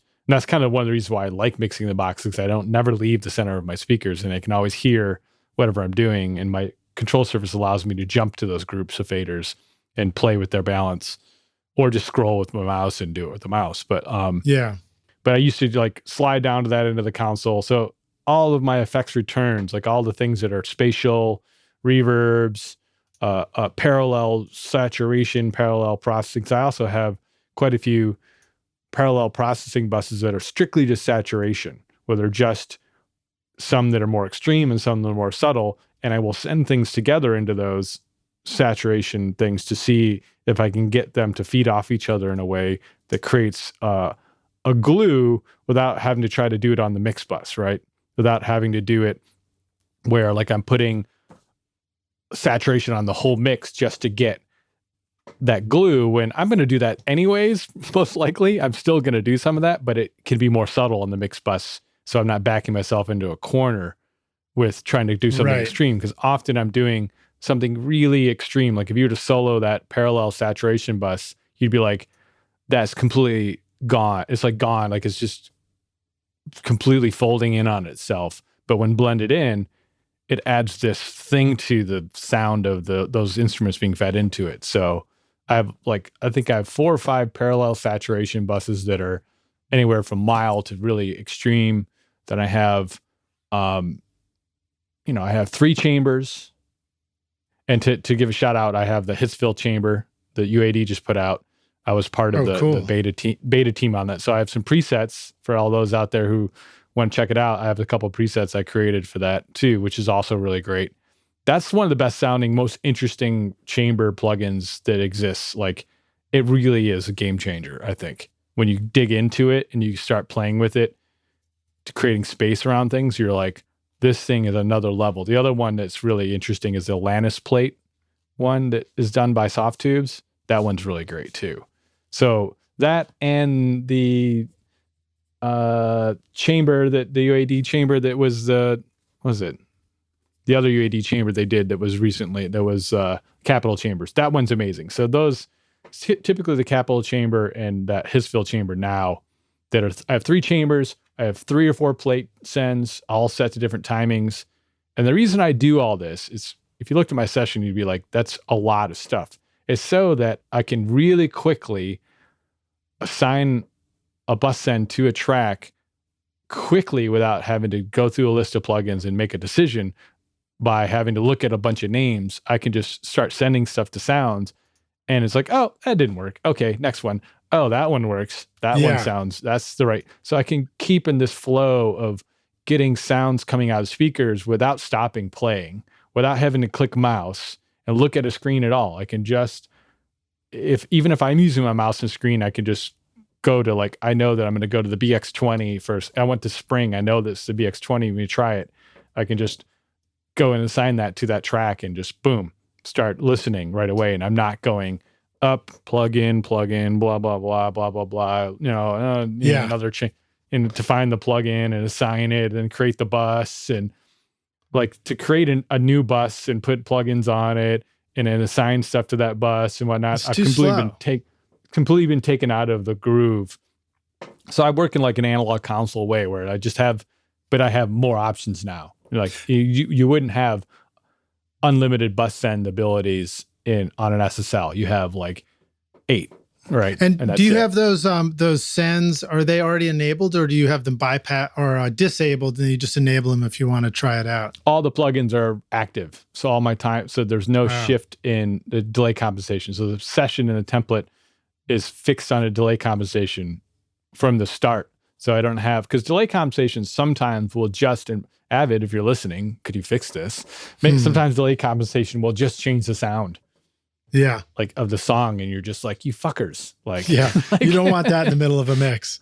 Yeah. You don't want all of a sudden the low end to change. And you're like, why did the low end just change? And like, so I always try to get early on, establish what my delay compensation is going to be in a song, and kind of keep it there. And if I find that I'm really feeling the groove of something, and the sound of the drums are great, and I don't want to change anything about the drums sonically and the bass and everything, I start committing the multi-track, the tracks themselves down, like using the commit function in Pro Tools, like turning them into WAV files. And then I'll listen to, and I always am often cutting, like for every time I create a new, like a 0.1 or 0.2 of the mix session, like I might be on mix 2 and I start out 2.0, and then I go like, me print 2.0, that's feeling good. And I go to 2.1, make some changes. Oh, let me print that real quick. 2.3, 2.2, print that real quick. So I can go back. And so right before I commit to committing all these tracks, I will print a mix, and I can compare it. Like, did the delay compensation that just shifted because I turned off I got rid of a bunch of plugins, basically, did it change? Does it sound different? Yeah. And if it doesn't, then I go, okay, it hasn't changed. It doesn't sound different. I can move forward. And now I'm working from audio files that have been completely committed to. And that's like really important to me, is to have always maintain a sense that nothing's changing and I'm not losing perspective, and there isn't some technical reason that it all of a sudden doesn't sound right to me. If it's psychological, I'm okay with that, because I can go back and listen to the previous mix and go, oh, it sounds the same. I'm just freaking myself out. But if it's something technical, I'm like, oh, the low end's different. What happened? And I can go back and just reopen the session to the previous version that was sounding good and start back. And just like it did if you were mixing on a console that had automation stuff, you just branch off, go from 1.2 or 2.3 to branch to 2.5, because 2.4 sucks. Don't even use 2.4, like a reference to it. So like I do a lot of that. I'm constantly bouncing, and I bounce offline just because it speeds up the process. And every time it feels like I've hit a new plateau that feels and sounds good, I save, print it, and then save as to the next, and then keep moving on. So I'm not losing the place I'm at, because it's a game of inches. It's like Matt Boudreau said in yours, like game of inches. Like you get to that point where it starts to become a game of millimeters at the end of a mix. Yeah. And so now you have to I start printing more and more mixes and doing small changes, printing a mix, doing small changes, printing a mix. Before I even send to the artist. So often, like, I've put way more work into the mix in the beginning. So I'm on like 1.7 or 1.9 by the time I send a mix to an artist. Often the first mix they hear is like, I'm done. Like, I really put the time into the automation and just it's like, because if they have to guess what it's eventually going to sound like, then they're completely, you've not sold it to them, and they've completely are not on board with you. That's a tough lesson to learn at first. Yeah. Like I made the mistake of including the artist in too many decisions that they had no business having to be bothered with at first, you know? Yeah, exactly. Like if it's not impressing them and hitting them, like, and they're not being anchored in and into the song and brought in and listen to the whole song and the story and the arc of it and the automation and the transitions and all the things you need to do to the transitions to get it so that you can go from different parts of the song back into other parts of the song and have it feel musical and not just be this just static, like, stop and go of sections, like where because sometimes in production, they just don't do that. They just aren't thinking that way. So you are creating the arc in between those sections to get it so it really makes sense musically and really can ramp up in energy when it needs to and ramp down in energy. And so you have to give the whole story to them. Like, this is really important, I think. This is probably more important than all the plugins and compression all those plugins you think you need to go buy, like, and spend all this money to fix your woes as a mixer. Like, that the arc of the song and the transitions between the songs and the arrangement choices and the way you focus on the arrangement, that is, and how you sell the song to the artist, that is more important than the saturation that you're trying out on this one part. Like, I put this plugin on here and, like, patting yourself on the shoulder, like, I figured out how to saturate that and it sounds cool to me. Like, when you solo it up, it sounds cool, but when you put it in the mix, you can't really tell it's doing anything. It's like, don't solo in process. I tell everyone that. Like, don't put compression on the bass or the vocal and then make your adjustments when it's soloed. Like, it's not going to work. Right. Like, it's going to sound amazing to you because it's soloed, and then you put it in and you're like, it's not working at all. So, like, really, compression and things like that really should be done in the total picture. You adjust, because sometimes you do need to compress something really heavily, but you can't tell that until you get it in the mix. Oh yeah, because of all the way those things are blending together. Those submixes later. I mean, it's crazy the amount of EQ in the mid-range a bass might need when you listen to it in the full mix so that you can hear it versus if you soloed it by itself. Exactly. You might only want to boost it 6 dB at like 800 hertz or something, right? Which is kind of the prime upper tone area. I find 600 to 800 is kind of the prime upper tone area of the notes of a bass guitar. And you're like, when soloed, you're like, oh, 6 dB, that sounds good. And you turn it on, and you're like, oh, still can't hear the melody of the bass at all. Right. So, like, sometimes it needs to be 15 dB of boosting in that area. And you won't know that until you hear it in the mix. So, like, when it comes to musical EQ and even cutting EQ, like, I've kind of refined that stuff with everything happening. Like, it's really important to, like, get used to, like, keeping everything there. One trick I picked up from Bob Horn out in LA was to sometimes, when working on things, instead of soloing something, setting a trim automation up to turn certain things down 10 dB. And it's been very useful. Interesting. So that those elements are still there. You can still tell that their involvement, but they've just been dropped 10 dB. So, like, all the keyboards so you could do it on say a VCA fader. If you're using Pro Tools, you can do VCA faders in Logic too. They should just put that into the solo. They should just make that a preference of soloing. Oh, absolutely. Soloing should be 10 dB down on. Well, soloing automatically like solo is mute A, solo B, else. solo C. Yeah, instead of solo only being muting everything else, there should be a preference setting where you can just drop levels significantly or whatever. Or solo bus, where you can choose, like, if you're choosing solo A, everything that's on solo bus A drops 10 dB. Right. You know what I mean? Cool so you stuff. can, like, group, like, those things that are, like this certain amount of things are going to drop 10 dB just by pressing the solo button and everything else stays the same. So and now what's the quick way to do that VCA trick? Would you have VCA on everything and then you would quickly unassign the track you're trying to listen to from that VCA group and just turn everything down? So what I would do what I would do is I would say like, okay, I would, what I've done and when I do this is I will find the instruments that are fighting with the vocal, right? The things that are kind of in the same harmonic range. Like you have, like anything with music, you have 1 or 2 octaves that the vocals lives in. Mm-hmm.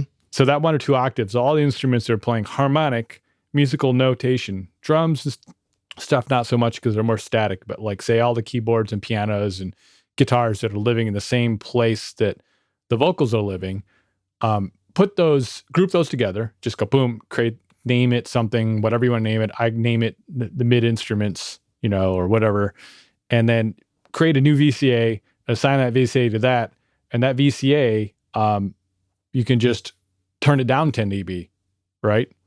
And the cool thing to know about VCAs is it does not fuck up your mix. It doesn't fuck up your automation. It's just like this overall volume knob for that whole group. It's a master trim, and I use VCAs in all kinds of places to do that, to trim here and trim there, so that if I find I'm pushing into the mix bus too much, I can trim something down. Like I can trim all of my tracks down of 3 dB or something. Right, so but it's a post-processing trim. It's a post-fader trim. It trims everything that is assigned to that VCA. So it's really useful. I have a couple different master trim VCAs for like my subgroups. If I have things I've been using folder groups now, like routing folders instead of subgroups. So I have like my folders on one VCA. So I have my folder, my post-fader folder groups that can be trimmed. So those feed into the left-right mix bus. And then I have a pre-folder trim. So I can trim all just the multi-tracks down on the whole song by a certain amount, so that if I find I'm pushing into my mix bus a little bit, maybe 1 dB is enough to get it so it's not clipping, into the master fader. So let me say that to you again. Let me see if I understood that. So you're adjusting the output of a folder, a routing folder, on its way to the mix bus, so that everything that's in that folder can come down, up or down a little bit. But you're also putting a VCA inside the folder that adjusts all the levels of those tracks going to that folder, or are you just doing a VCA that's like just every track before they hit all their every folders? Audio track?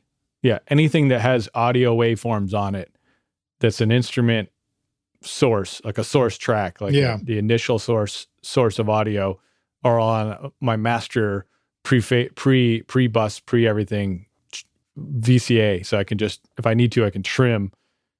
And mind you, when you do this kind of stuff, if you have downwind group processing and downwind, right, it'll affect that. But it'll affect the way those work. So you have to be careful how much you're trimming there, because you start playing with like the glue you have on stuff. Right. So I usually don't reach for that one first. That usually is like when I find that I've pushed myself too far into a corner and I need to back off someplace. And I'm not afraid of doing this. I've done this many, many times. I find myself, I push myself too far into a corner and it just isn't working because I keep hitting the ceiling, and there's just a lot of information that I just get rid of all of my automation and start over with the balancing. And maybe all the processing is, I keep everything, the routing the way it needs to be. I just take all the automation off and turn all the audio faders down, and literally just like everything goes down, and I go, okay, kick, snare, bass, guitars, vocal, push those up, and how do they work?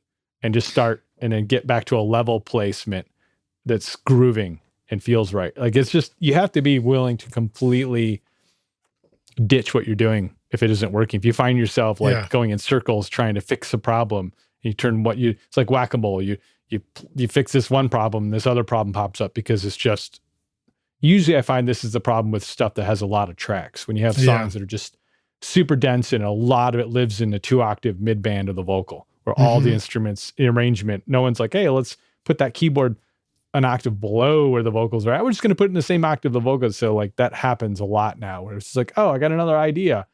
And so then with all this density, you're battling that.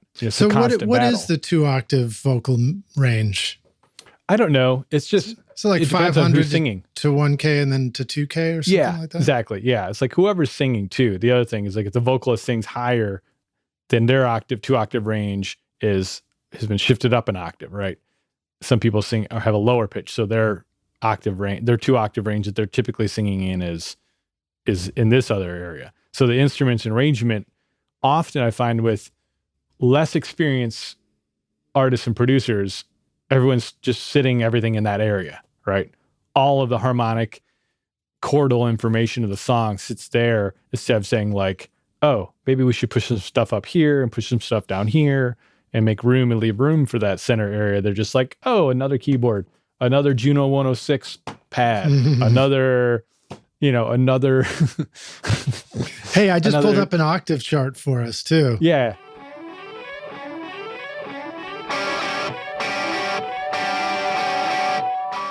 Every studio needs a good vintage mic for that classic warm sound. Whether you're looking for those airy highs, sweet mid-range, or silky low end, a good vintage mic can put the magic in your mixes. So it's no wonder vintage mics have been loved and praised by thousands of engineers for decades. The JZ Microphone Vintage Series are built by hand in Latvia using only the best electronic components and feature the patented Golden Drop capsule design for great detail and richness of tone that will bring that classic vintage vibe to your studio and be a real workhorse for your sessions. This time, our friends at JZ Microphones have come up with a special offer just for you, rock stars. Use the coupon ROCKSTAR to get 40% off the Vintage Series mics V67, V47, or V12, the mic you're hearing right now. Plus, they'll throw in a free shock mount worth $120 for a limited time at jzmic.com.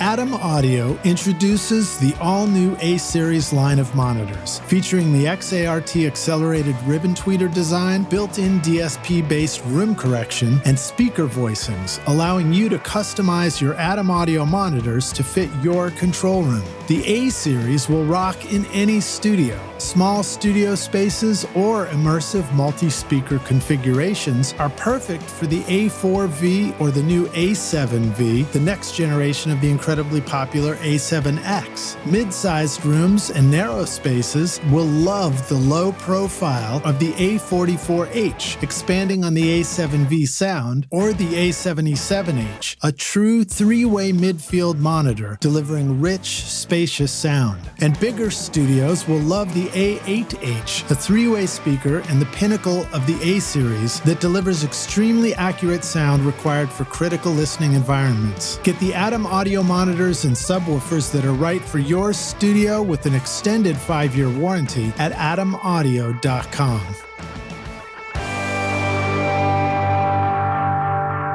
Okay, so it's interesting. I don't know which one is which, but you've got octave 1 through 7, octave 4. Goodness. Most of the energy in a vocal is anywhere from 250 up to A440 is octave 4. Yeah, so That's octave right in the 4 middle. and octave 5 is usually where most of the information you're going to get from the vocal, like most of the harmonic. Yeah.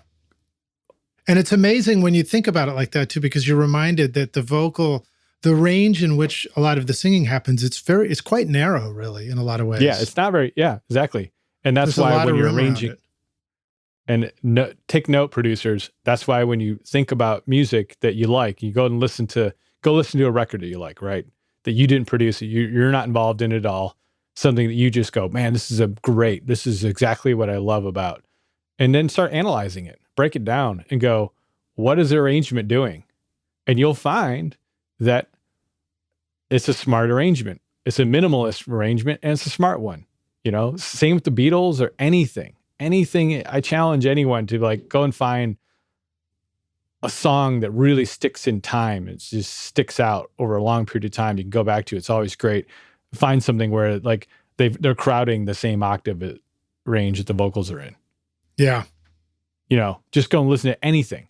The arrangements of any music that really lasts the test of time, the musical arrangement and the people who are involved in making those decisions are really paying a lot of attention to that part of it, of staying out of the way of the vocal.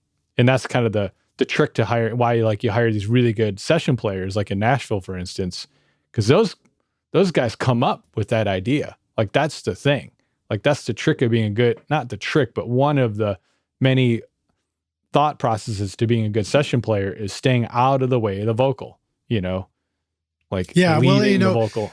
One of the things that I find really helpful when you're in that recording and arranging time period is, just pause for a minute, rock stars. You figure out what's the melody of the song you're doing, find that note for the vocal and go find that note on the guitar and then see where it is against your chord choices or on the keyboard, And omit it. Omit those notes from the chords. Just be aware of it. Be aware of it. Yeah. Omit it, or just like Buddy Miller always said when I was in sessions with him, is like, who's playing the third? Like, don't play the third yet. Like, stop playing the third. Like, don't give it away yet. Like, yeah, it's interesting. He's always on everyone. Stop playing the third. Yeah, and you think about how you might be playing the vocal harmony parts in your guitar too, and there's just so many times where like the guitar is going up with the sus, and then you listen to the vocal and you're like, oh wait a minute, the vocal's a half step off from that. No wonder it sounds weird right there in the song. Yeah, exactly, and that's why arranging it and being good at understanding. This is where music theory and having an understanding of like those things. I mean, some people just do it with feeling, which is totally valid. Yeah. You just have a sense of omitting things and some people just have a natural ear for that. But if you find yourself struggling with that, with production of music, start to break it down and like get technical, like spend some time giving yourself those kind of lessons, or YouTube lessons. There's people or take some lessons from someone on the instrument is your major instrument, with just arrangement and musical arrangement thought process to the lessons, not just like technique lessons, but like lessons on music theory and musical arrangement ideas. And just a couple lessons that help you just get a sense of like, oh, if I do this with the chord and invert it this way, it now works, and getting a sense of how to do that is like, that's really how like the great session musicians operate. If you watch them operate, they're like, oh, you just do this to it. And it's like, oh, you're playing the same chord, but you inverted like two of the notes. And now it just feels, way better out of the octave. Yeah. So I just wrote it, as I wrote it down, I put, I wrote vocal octave range and a range. And I was like, oh, so if the vocal's in the range, then arranging is arranging it. Like you're getting it out of the range of the vocal. Yeah, exactly. And and a lot of the indie kind of dense indie music that I mix, like, the stuff that really syncs and works, that stuff is being worked out. Yeah. That you can tell because like when I mix it, it's like, it just mixes itself. Although I'll add to that and remind us that, again, like we thought about basics of arrangement, you got mute, volume, panning. Volume, arrangement is also volume. So like arrangement is, if you have things that are equal volume, then you really have to be conscious of whether they step on each other's note. But if something's much lower volume, all of a sudden there's a lot more freedom to like swim around in the sea of note possibilities down there, and it won't conflict quite so much because it's more of like an overtone, level. And that's the other thing you have to consider when mixing is you do have to kind of get a feel for how, because like often you get stuff and goes back to me saying that less is more often, is like it's just too many thoughts and ideas that were recorded. And so as a mixer, your job is to go through and you're an arranger, really. Like you're not being paid to be an arranger. You're not being considered as a musical arranger, but you are doing arrangement. And so you have to start deciding and making kind of quick instinctual decisions as to what parts are just fighting and what, like you said, needs to be turned down to almost to the point where maybe you can mute it and then maybe it doesn't even need to be there. Like if you find yourself, if you get a song from someone, you get a Logic session or a Pro Tools session and you're mixing it for them, you get it, and they have a fader of some instrument and it's not like -27, just mute it. It literally isn't being heard. Like, it's great. Like I get stuff like this all the time where it'll be like 10 instruments that are like down at -30 or -40. And I mute them and I can't hear a difference. I'm like, I don't hear a difference in their rough mix. Like take their rough mix and mute them. And I go, this is literally pointless. Like this part. So I often will just keep it muted and mix the song and send it to them. And if they start saying, where's this thing? Then I go, okay, well, you had it down like so low that it seemed like it was kind of pointless. So what are we doing? How do you think we get there? How do you think, okay. How do you think we get there with those 27 dB down faders moves? And how could we maybe avoid that in the production stage? Well, from my experience of working in production, which is a ton, like a majority of my actual engineering career is tracking records with some really great producers outside of people like, of course I can name drop Dan Auerbach. And I, thank him a lot for like a lot of the chances I had to record some amazing records with amazing artists. But there's other people too, like Buddy Miller and people like that. And it really comes back down to not spending your time during overdubs of turning things down to make room for your overdub. Yeah. Right? Yep. Like if you find yourself going, okay, let's work. I got this keyboard idea, and you go and turn down 3 or 4 other keyboards to be able to hear the thing you're doing an overdub on. It's a bad overdub. Then you're putting yourself. No, maybe that overdub is a good overdub, but you're putting yourself in that position of now keeping these things. So like now you're going. So you need to be real. I think it's really important to be like, is this worth keeping? These things I've turned down. You have to go back to really shortly after doing that one overdub you did. I think you should, and this is something that Dan did a lot. And Dan was really good at this. Like, and Dan is really good at this while production is happening, of like pushing something up really loud, listening to it and bringing it down and kind of deciding, oh, that's not working, and muting and pressing the mute button and going, that doesn't work. And then like, that's now gone and out of the song. That part doesn't exist. And you're like, we worked for 2 days on that. Let's take 20 minutes. Yeah. Or well, that's what you got. You have to be willing to just walk away from everything. Yeah. That's the other thing. You have to be not precious. And I think it's really important to learn to be very not precious during production, to be like, the idea was cool at the time, but this new idea we have is actually better. So let's mute that previous idea, because it doesn't need all to be there. And being willing to like really be kind of like aggressive with like getting rid of stuff. Like I think is kind of, you have to be willing to like put everyone in, and if it's a band where it's a group of musicians and they have their egos involved, like as a producer, it's your job to kind of just say, well, it's just, that's just not working. And I can prove it to you. Let's check it out. Let's sit down and go through it with them. And those are the battles that happen all the time in studios. And you have to be willing to just kind of, not say pull rank, but just put your foot down and say like, that's just not working. Like that, the guitar part's not the right thing. And that's their job as a producer, be like, it's just not working. And if you can explain it why, they'll probably hear you out. If not, they'll just hate you for the rest of your life. But your job is to get a good record and to get it to the music in the song to breathe right, not to coax the ego of that one person in the band who has to have that part they did. Like, so it's a hard job. All this is really hard. And as a mixer, it's the same thing. It's my job to make the vision complete and tied in at the end. And so to bring this all around for me talking about arrangement and working on it in the production side, if you find yourself turning stuff down to make room for something you're doing an overdub on, mute those other things for a while. Yeah. And live with the most current overdub and keep those. And if you find yourself adding more overdubs and turning those things down, mute those things and listen to the newest thing. And eventually you get to the point where you have to make a decision of what just needs to be gone forever, Yeah. So that it reminds me of the process for me of getting ready to mix my my record Skadoosh, the instrumental record that I released recently. And it's all the music that's on the music bed for this podcast.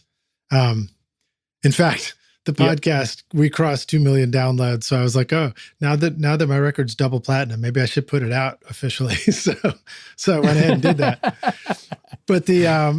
But some of the songs, like I gave myself that permission. I just went in, I just like layered guitar stuff, layered ideas, doing it. And I ran into that thing where it's like, it's way too much stuff.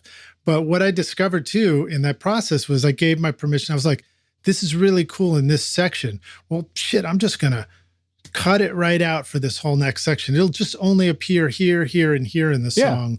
Instead of like when I rewind all the way back to college and I was like playing fiddle in the band and I was like, I got this fiddle line. I guess I'll just play it all the way from the beginning of the song to the end of the song and never stop, So, that mute button and getting rid of things, but also remembering like you could get rid of it for just certain parts of a song, but have it in there loud and proud for certain parts, you know?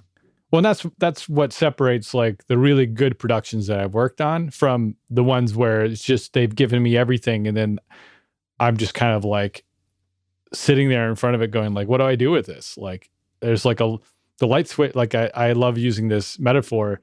It's like turning a light switch on. It's like, do you start the beginning of your song with the lights up all the way, like to get the hell out of the bar, it's closing time lights? You know, like do you start the beginning of your concert, the first song in the beginning with does the lighting person operating the lights on the stage turn all the white lights on the band up full blast? Yeah, everybody put your hands together lights? Yeah. Like, or do you wait for that moment where like those bright white lights need to come on to boost that moment of the song? So think the same thing with arrangement. Like, do you turn the light switch on from the beginning of the song? And if you're the kind of music creator that does that, then that's fine. But if you have to be realistic about where you live in the music world too. Like if you're a maximalist, if you're just who you are as a person, you're a maximalist and you think in full maximalist way of production, like everything, like your creativity is just maximizing space and using up all the space, then that's cool. But just like if your goal is to sell music to people and not telling people that commercial success is the only thing, but if this is just a project for you to put your art out and that's all you care about, great. That's great. But if you're trying to operate in the space of making a living from this, then there needs to be something that humans connect to, other people who don't create music connect to, which is the people who pay for concert tickets and buy merch and stuff. If you go and listen to any band, if you just take rock, for instance, any of the rock bands like the National or any band that has like a Radiohead or any band that has a following, why do they have a following, right? It's because songs they have created connect emotionally to people. And a majority of those songs aren't maximalist artistic expressions. Right. They're not, how can we turn on all of the instruments? I think of My Bloody Valentine as a maximum alternative thing, like an incredible and even then, that sound. was an artistic, that was an artistic that was a purposeful artistic direction that was built into the mindset from the beginning. Yeah. Very, very, very few artists ones that I've worked with and ones that I'm even listening to or hearing now are able to operate in that way. Yeah. In that way. There's very few people who are able to maximize. And really, if you listen to My Bloody Valentine, the maximalism of what's going on there is the goal is to take all these layers and have them morph into like having multiple layers of something turn into another instrument. Yeah. And that's a whole different mindset, right?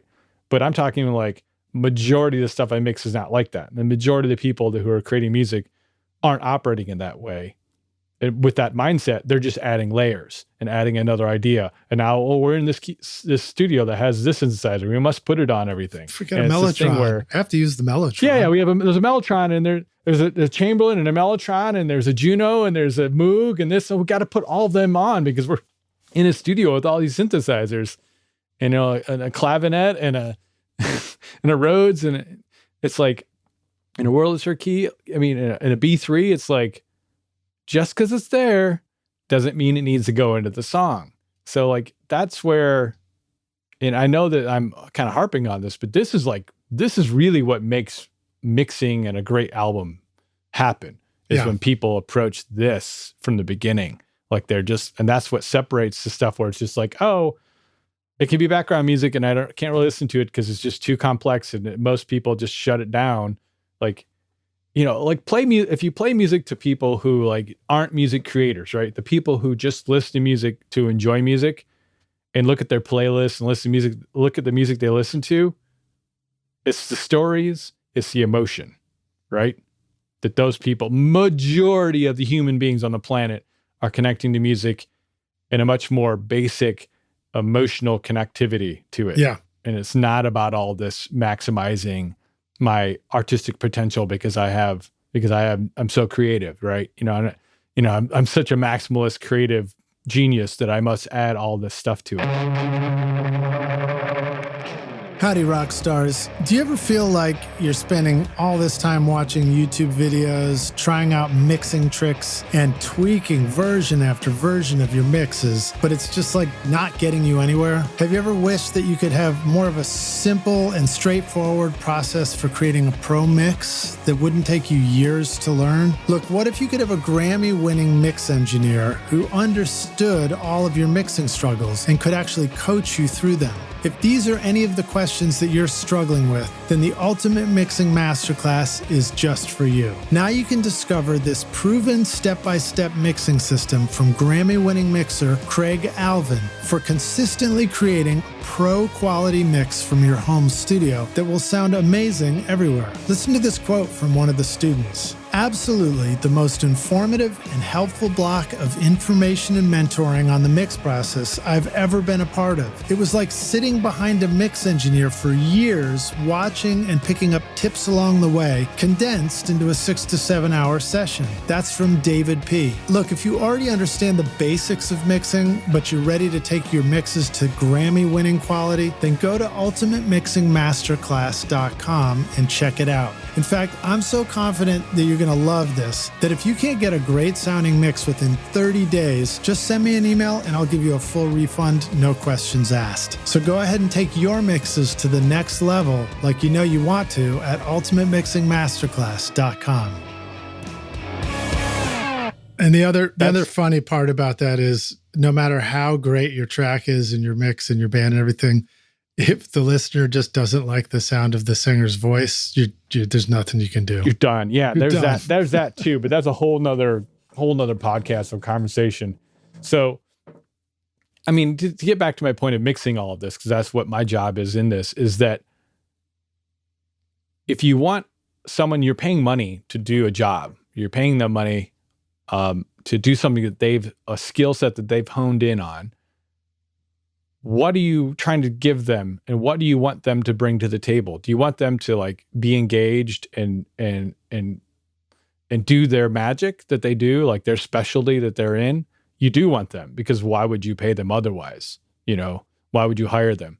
So if you want them to be engaged in it, it's good to like get all of the production things worked out before it comes to them. To really all those things need to be worked out.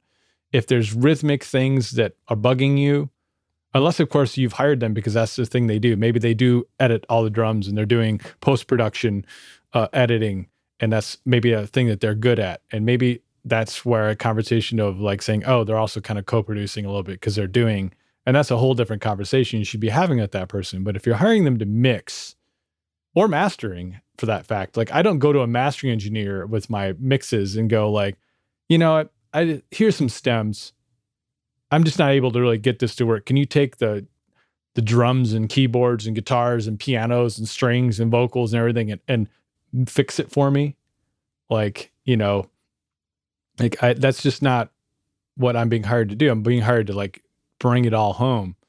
So same thing with production, like the producer and the engineer who are doing the tracking, even if that is the artist, like you got to spend your time on bringing it all home together and making the statement. And the statement should live in the rough mix. Rough mix should sound and feel like the statement you're trying to make. And the mixing engineer's job is to just help push it into that further space. You know, it shouldn't be guesswork. Like a mixer should not be guessing what the song needs to be. Right. Now, just for clarity's sake, the rough mix doesn't have to sound, you don't have to pressure yourself to think you need to rough mix it as well as the mixer's going to mix it. No. It just needs to sound like the songs, so all the inspiration is there, right? Yeah, exactly. Like to refine that thought, the song's arrangement and the relationship of the balance, and maybe even effects. Like if you have a certain delay, you want to put on an instrument or vocal for an effect, do those things, print them, have them on their own tracks, have that stuff available. Or the vocals distorted or something, you know, some attitude. Have an option. Like, give the option, like send the processed distorted vocal and send the clean vocal, and then have that so the mixer can go, I like what they're doing. This works really good in the chorus, but the verse it's just distracting. It's too much or whatever. Like, right. Allow the mixer a little bit of space if they need to go and do that, but still it comes back to to me, mostly it's about arrangement and the intention of the production. If that intention and the direction and the decisions about what tracks and the drums are really the focus. Like if you just have all these mics, you've recorded all these room mics, recorded all these extra mics and the crotch mic and the floor mic and the behind the shoulder mic and the behind the back mic and the mic between this here and this mic over here and this mic here and the third kick drum mic and all these things, like, and it's all just like leveled out and there's no balance to any of it. And the rough mix you don't even hear any of these mics in the rough mix, but they're all there and you send it to them. Like, why are you sending those tracks? Like, don't send all those things. Like, maybe you are in the studio and you've booked a studio for 2 days to track all the songs, drums, because that's your budget. Then go home and be really, really diligent about just muting stuff that isn't working and going, okay, we don't, like, the room mics don't need to be on this song. So don't even send them to the mixer. Like, those things don't need to go to the mixer. Like, what is the important part of the drums for the song at hand, right? Like the crotch mic and the double crotch mic and the third crotch mic and the other second distorted under the floor tom mic and the front all those seat of things. the Grammys mic. Yeah. Like all these different mics are great. And you see all these YouTube videos, these guys, they do all these things and their mic setups on drums are spectacular looking. But like the really good engineers who are doing those tracking sessions are committing those to tracks. Yeah. And the ones who aren't are just playing it safe, in my opinion. Like I'm really adamant about being like, okay, I got this in an outside kick drum mic, and now it's going on one track while tracking it. And I got the snare top and bottom mics. It's going to one track, and it's the sound of the snare track now. It's one track. And the same thing with overhead mics and things like that. Like it's like, even sometimes I'll have a couple overhead mics, but they're monoized. And so they go onto one overhead track, and that's the sound of the overhead now. It might be two mics. Well, a lot of times if I'm doing a session where I'm playing music and even if there's a full band out there, but if I'm not in the engineer's seat during the tracking, I'll find that, I might set up a bunch of mics. So we've got these ones that might be useful. And then when I go into the control room, the first thing I like to do is rebuild the rough mix really quickly of what we just did. Because, you kind of go for an intention in the headphones and you go for something, then you come in and I'll find, I'm like, oh shit, I only need 2 of these mics. I only need 3 of these. Exactly. And then I'll just disable the tracks of the other mics. I might not delete them just yet, but I'll just disable them because I'm like, the last thing I want is to accidentally, option mute something. And now I forgot what mix I had going on the drums. But I find that really useful. And headphones, would you recommend, would you appreciate if somebody delivered you a mix and the additional drum mics were just disabled? So if you decided you wanted to check something out, you'd have it? Or do you just not even want to see them? I mean, really, like don't give me options if you're not intending to use them.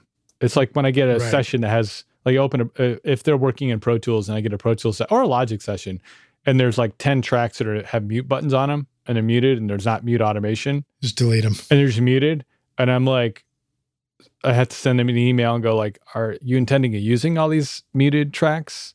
And they're like, oh yeah, those are there to see if you like, maybe you can find something in them that works. And I'm like, no, like that's not what I'm here to do. Like, I'm not here to like make decisions for you. I'm here to like listen to the song and find the emotion in it and help push it into a place where like it translates to other playback systems and it has a good emotional impact on headphones and on speakers and things like that. Like, that's my job. Yeah, to augment the decisions that the producer already made. Yeah. Don't you love it when somebody sends you the like the keyboard track and then they're like, oh, I also sent over the MIDI track in case you want to find a better Wurlitzer, I don't want that. Wurlitzer patch. No. Or whatever. Yeah. Or maybe the B3 sound we got, it's okay. We're kind of liking it, but maybe you have a better one. And I'm like, no, I don't have a better one. Like, and I don't want to go there. It's called mute, delete. I don't want to go there because I don't want to mentally. I mean, that's not where my mind is at when I'm going into a mixing of a song. Like, I'm not in the mindset of like. This is rewinding the production. Creating. Yeah, creating the production. I'm in the mindset of like, driving it home and finishing it. Yeah. Like I'm not there to like parse out all those decisions that haven't been made by someone else. Like, and so really it's on the artist or producer or self-producing artist, whoever, to like really just to put your time in. Like if that means the releasing of your record is going to happen 6 months later, then that's what you need to do. Like you need to accept that, like, you know, like get out of this like constant like social media, you got to like always put content out every like 2 weeks kind of mindset. If that's the case, don't even hire mixers, just mix it yourself and put it out. And just you're there trying to just flood people with new releases every 2 weeks, like then do that. But if you're putting a record out and you're working with other people, you've hired people to play on it, to help record it, to help mix it, and hiring people to master it, all those people have skill sets that you don't have.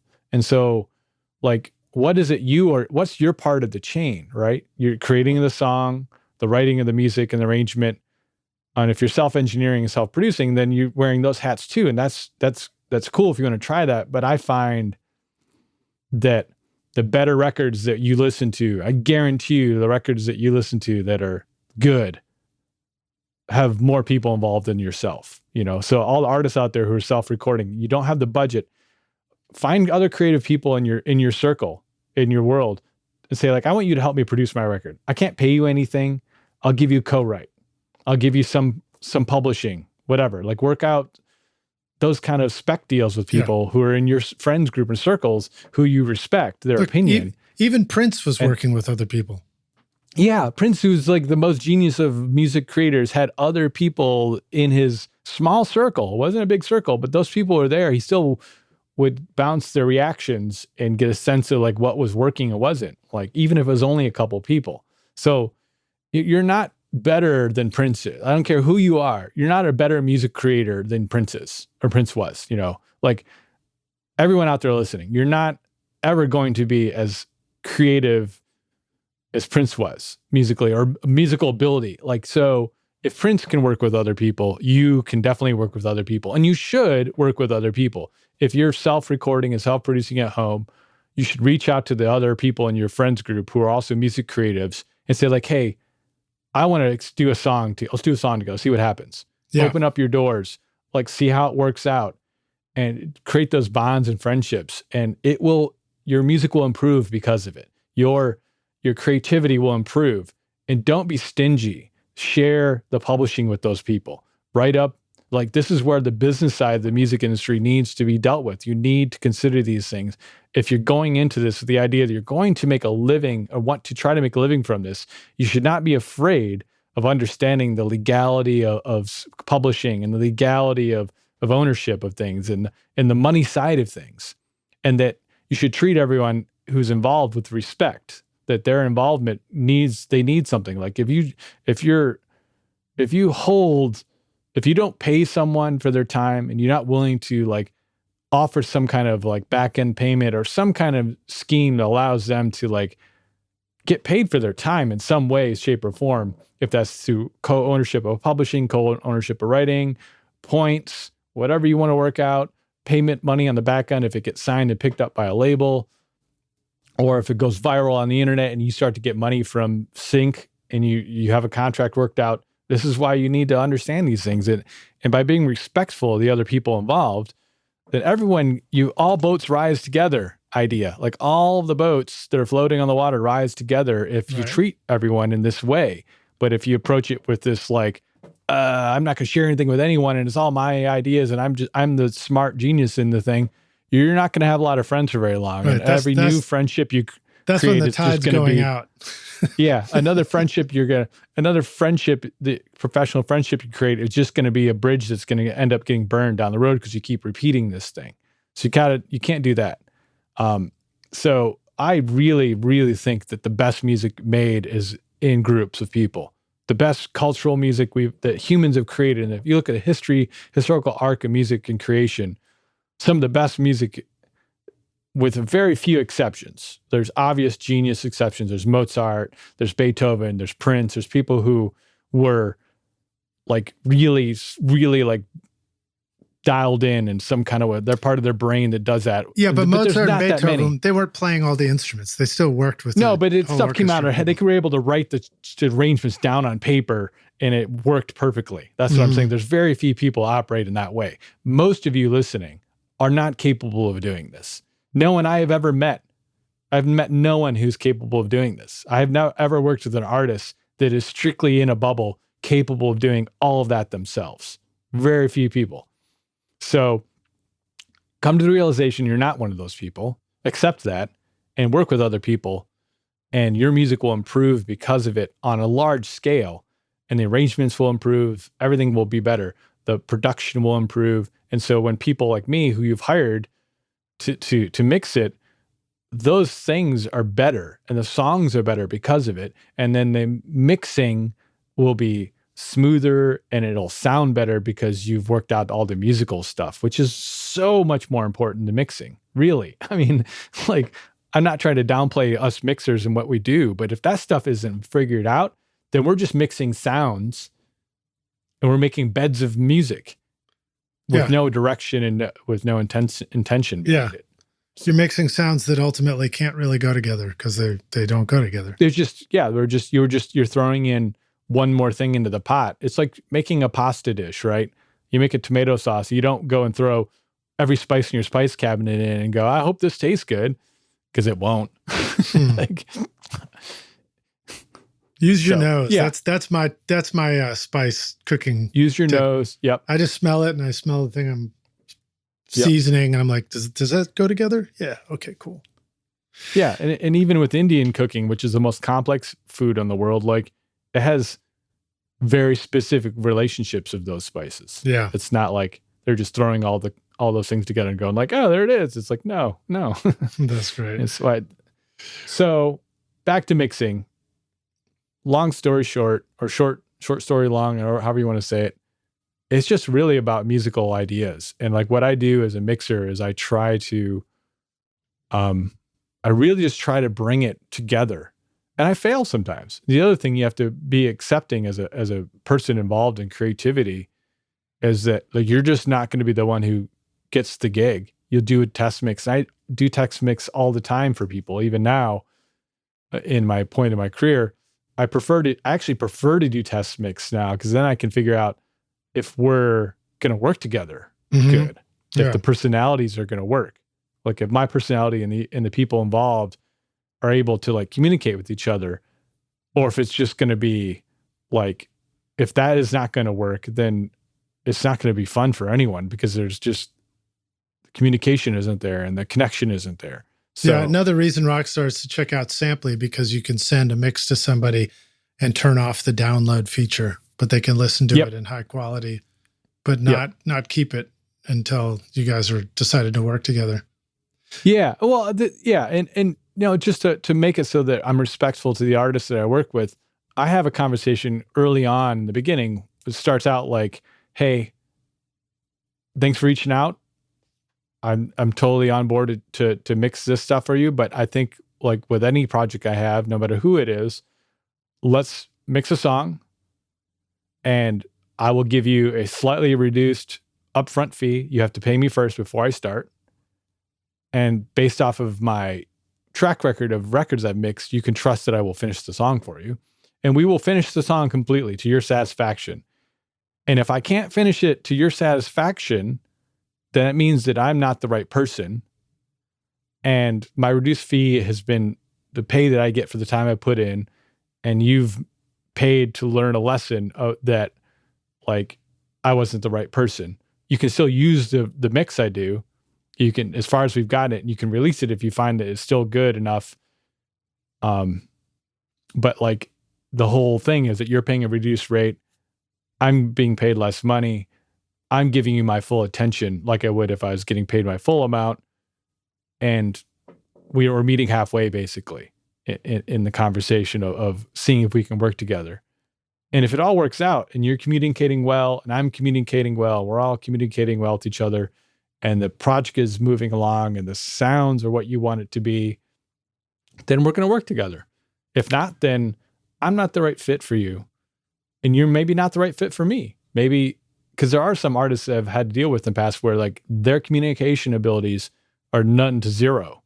So like I'm in the dark about what they even like or want or feel. And so like, I'm not interested in that anymore and dealing with that. Like, I'm not interested in like babysitting I'm not someone's therapist. Like as a mixer, maybe as a tracking engineer, I'm more of someone's therapist, but as a mixing engineer, not so much like at that point. So yeah. This episode is sponsored by Recording Studio Rockstars Academy. Are you ready to take your recording, mixing, and mastering to the next level and make your best record ever? Then visit the Academy to find the course that's right for you. Want to record killer drums in your studio? Then check out Rockstars of Drums to learn how to record, edit, and mix pro-sounding drums with a professional Nashville session drummer in a Grammy-winning studio. Or if you're ready to start mastering your own records at home, then check out Rockstars of Mastering, where I walk you through exactly how I mastered my own record, Skadoosh, the soundtrack to this podcast, in fact, using nothing but plugins in PreSonus Studio One. These techniques would work for you no matter what DAW you're using right now. And if mixing is your focus, then check out my free course, Mix Master Bundle, where I show you how to mix using stock and free plugins in Pro Tools. Plus, you get a look at how I recorded everything in my studio and multi-track downloads to practice your mixing and even include in your mix portfolio if you want. Are you ready to make your best record ever? Then go to mixmasterbundle.com to get started now, or look for the clickable link in the show notes of this episode. Well, hey, Collin, thank you again for being on Recording Studio Rockstars. I think this is our third time around now. This is awesome. Wow. And we love thank you for having you me on this many times. Yeah. Yeah, no, I love it. We'll I keep love it talking up. about this stuff. Let me ask you this last question, which we've asked you before. Yeah. Hypothetical, take the Wayback Studio machine and you go back and find yourself. Maybe you're going back to your early mixing days and you say, listen, dude, here's the single most important thing you need to know to be a rock star of the studio and of mixing.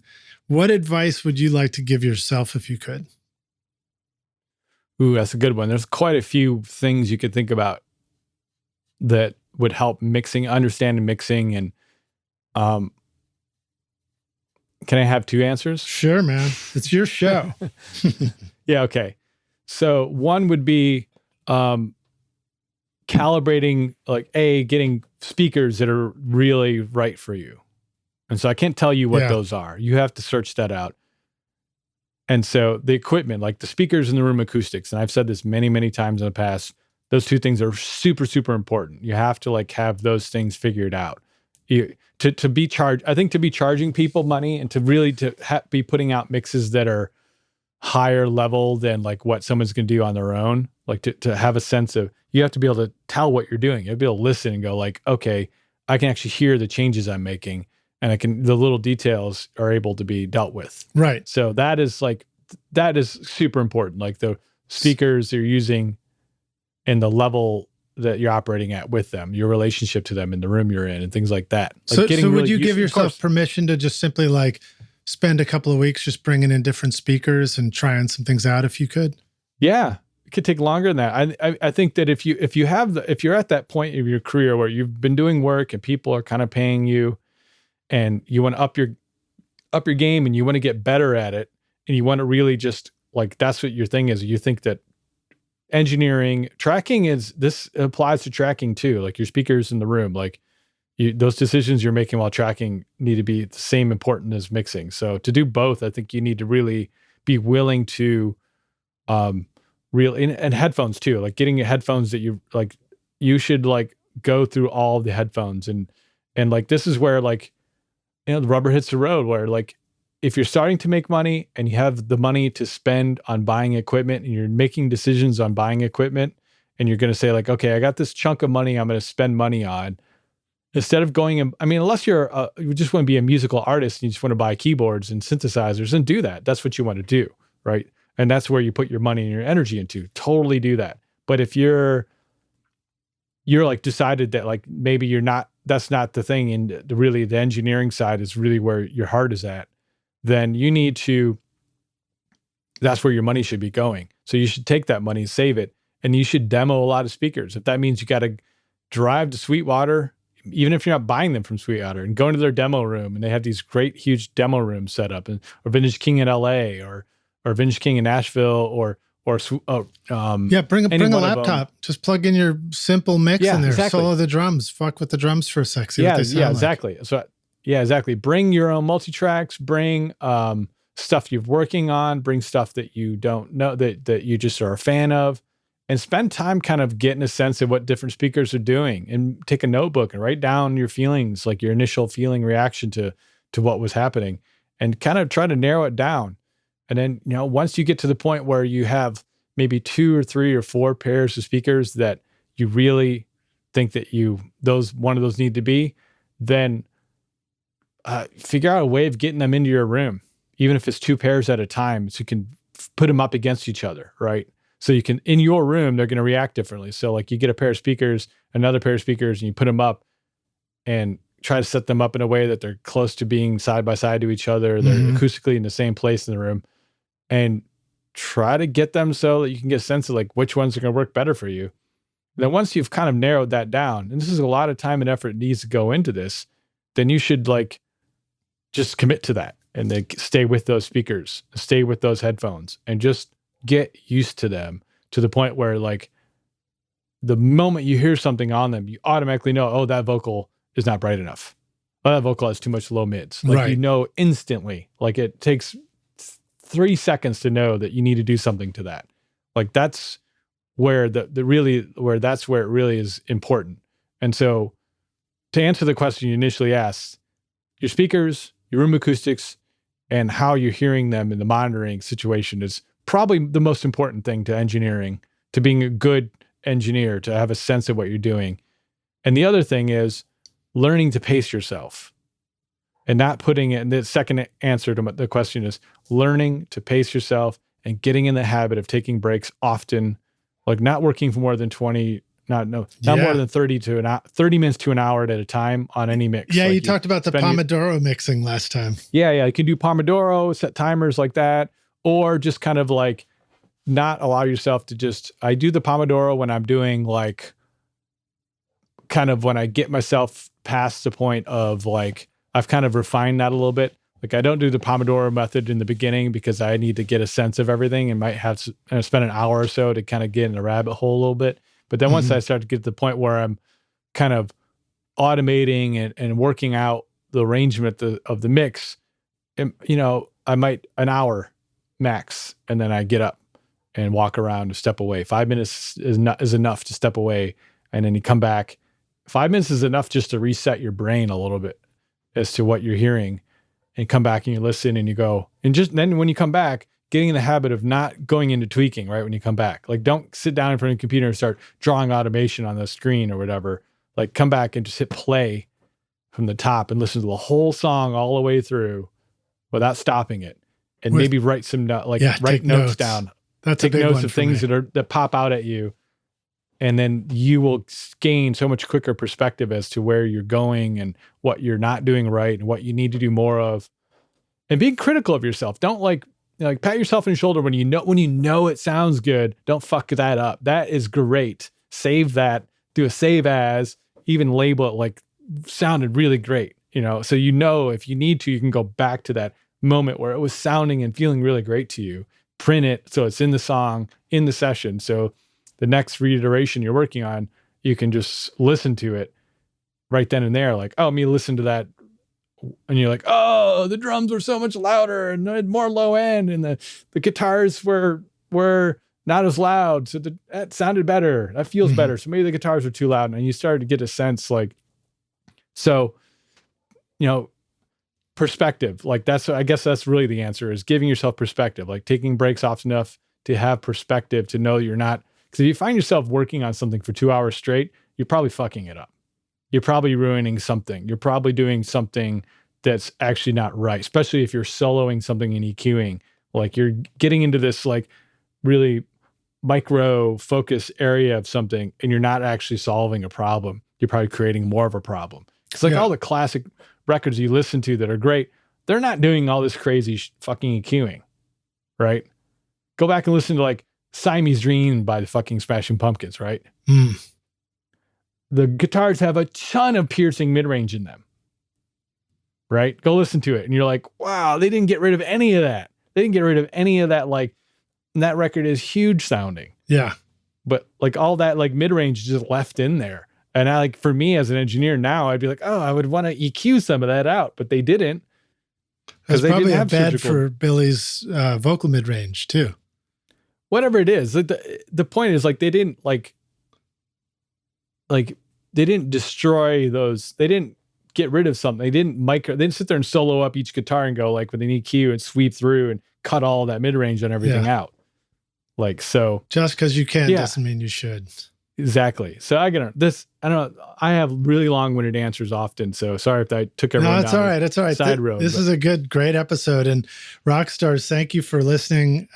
Collin, thank you for doing this with us again, man. Thank you very much. Rockstars, a reminder too, what we were saying about getting together and doing some clinic stuff, whether it's listen to that. My phone's interrupting the podcast. Interrupting. That's my alarm to go turn the laundry back on after the interview. Well, yeah, that's the part of life too. Yeah, I'm outing the home studio. I love it. Rockstars, just a reminder, give us a shout in the comments or drop an email, lidge@recordingstudiorockstars.com, or just reach out to Collin and let us know if you want us to do something. I think it would be a blast. And Collin, you got so much wisdom to share. It'd be fun to just hang out in the studio together and do something. Yeah. I love that. Or whatever, I love the idea of or that. you come down to my studio, one of the two, Yeah. I mean, it all can be the same. Like the same lessons can be taught. I mean, you can, as long as people can hear through a pair of speakers, if they want to sit in the room and ask questions like, well, what would you do this? Like, I mean, I'm really a big fan of like getting some like raw tracks and being like, just going at it and then having people go, we watch you do this. What'd you do this? And that's the best way of learning is watching someone like kind of just go at it and then have them break it down what their thought process was. Yeah, it's like watching a guitar player and they do a cool thing and you're like, show me that cool thing you just did, Yeah, exactly. And they're like, slow it down for me. Yeah, exactly. Well, dude, awesome. Thanks for hanging with us. Let the Rockstars know again, where would you like them to go? Learn more about you, check out your stuff. Of course, we've got a link to your playlist in the show notes. So Rockstars, scroll down, click on that, listen to this music that Collin is making. It sounds killer. And but if they're ready to mix their next hit record with you, what should they do next? I listen to everything that comes across my email. Like every artist, no matter if they're signed or not signed, I listen to it. I take everything seriously. I take what I do very serious, with utmost respect to the process. So I listen to everything. And if it isn't for me, if I don't feel like musically it's the right thing, I'll just tell people like, hey, I don't know if I'm the right person for this. Like it's not my wheelhouse, like there's some music that I just don't get, and that's fine. And I have accepted that. And so I just don't work on it.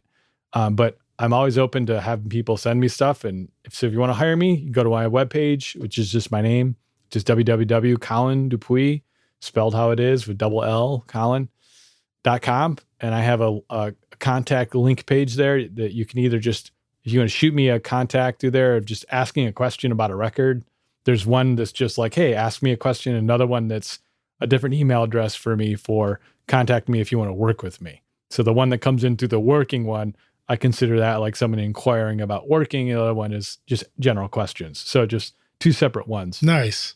That's great that you've set that up, man. And thank you so much for being open to everybody's questions. I mean, we're all just trying to make cool records. And, we all, if we're here and we're listening and we're sending messages around, it probably means that we love making music. And that's good enough for me, Yeah. You got a question about any record I've worked on, ask the question and I'll either be able to say like, hey, I didn't do that part of it, or what I remember the process was this, and this, like that's just knowledge. I mean, that's just information. It's not a big deal. It's not, nothing's a secret too. I don't like the idea that like, oh, you can't tell someone about what microphone was used on what guitar amp in a song because that's my magic sauce. And I'm like, well, I mean, no, the magic sauce is the person who was playing the guitar. Hire that person to play the guitar and it'll sound like that. Yeah. Awesome. Well, dude, thank you for being here. Rockstars, thanks for listening. And Collin, I look forward to seeing you around the studio, dude. Cheers. All right, man. Talk soon, dude. Cheers.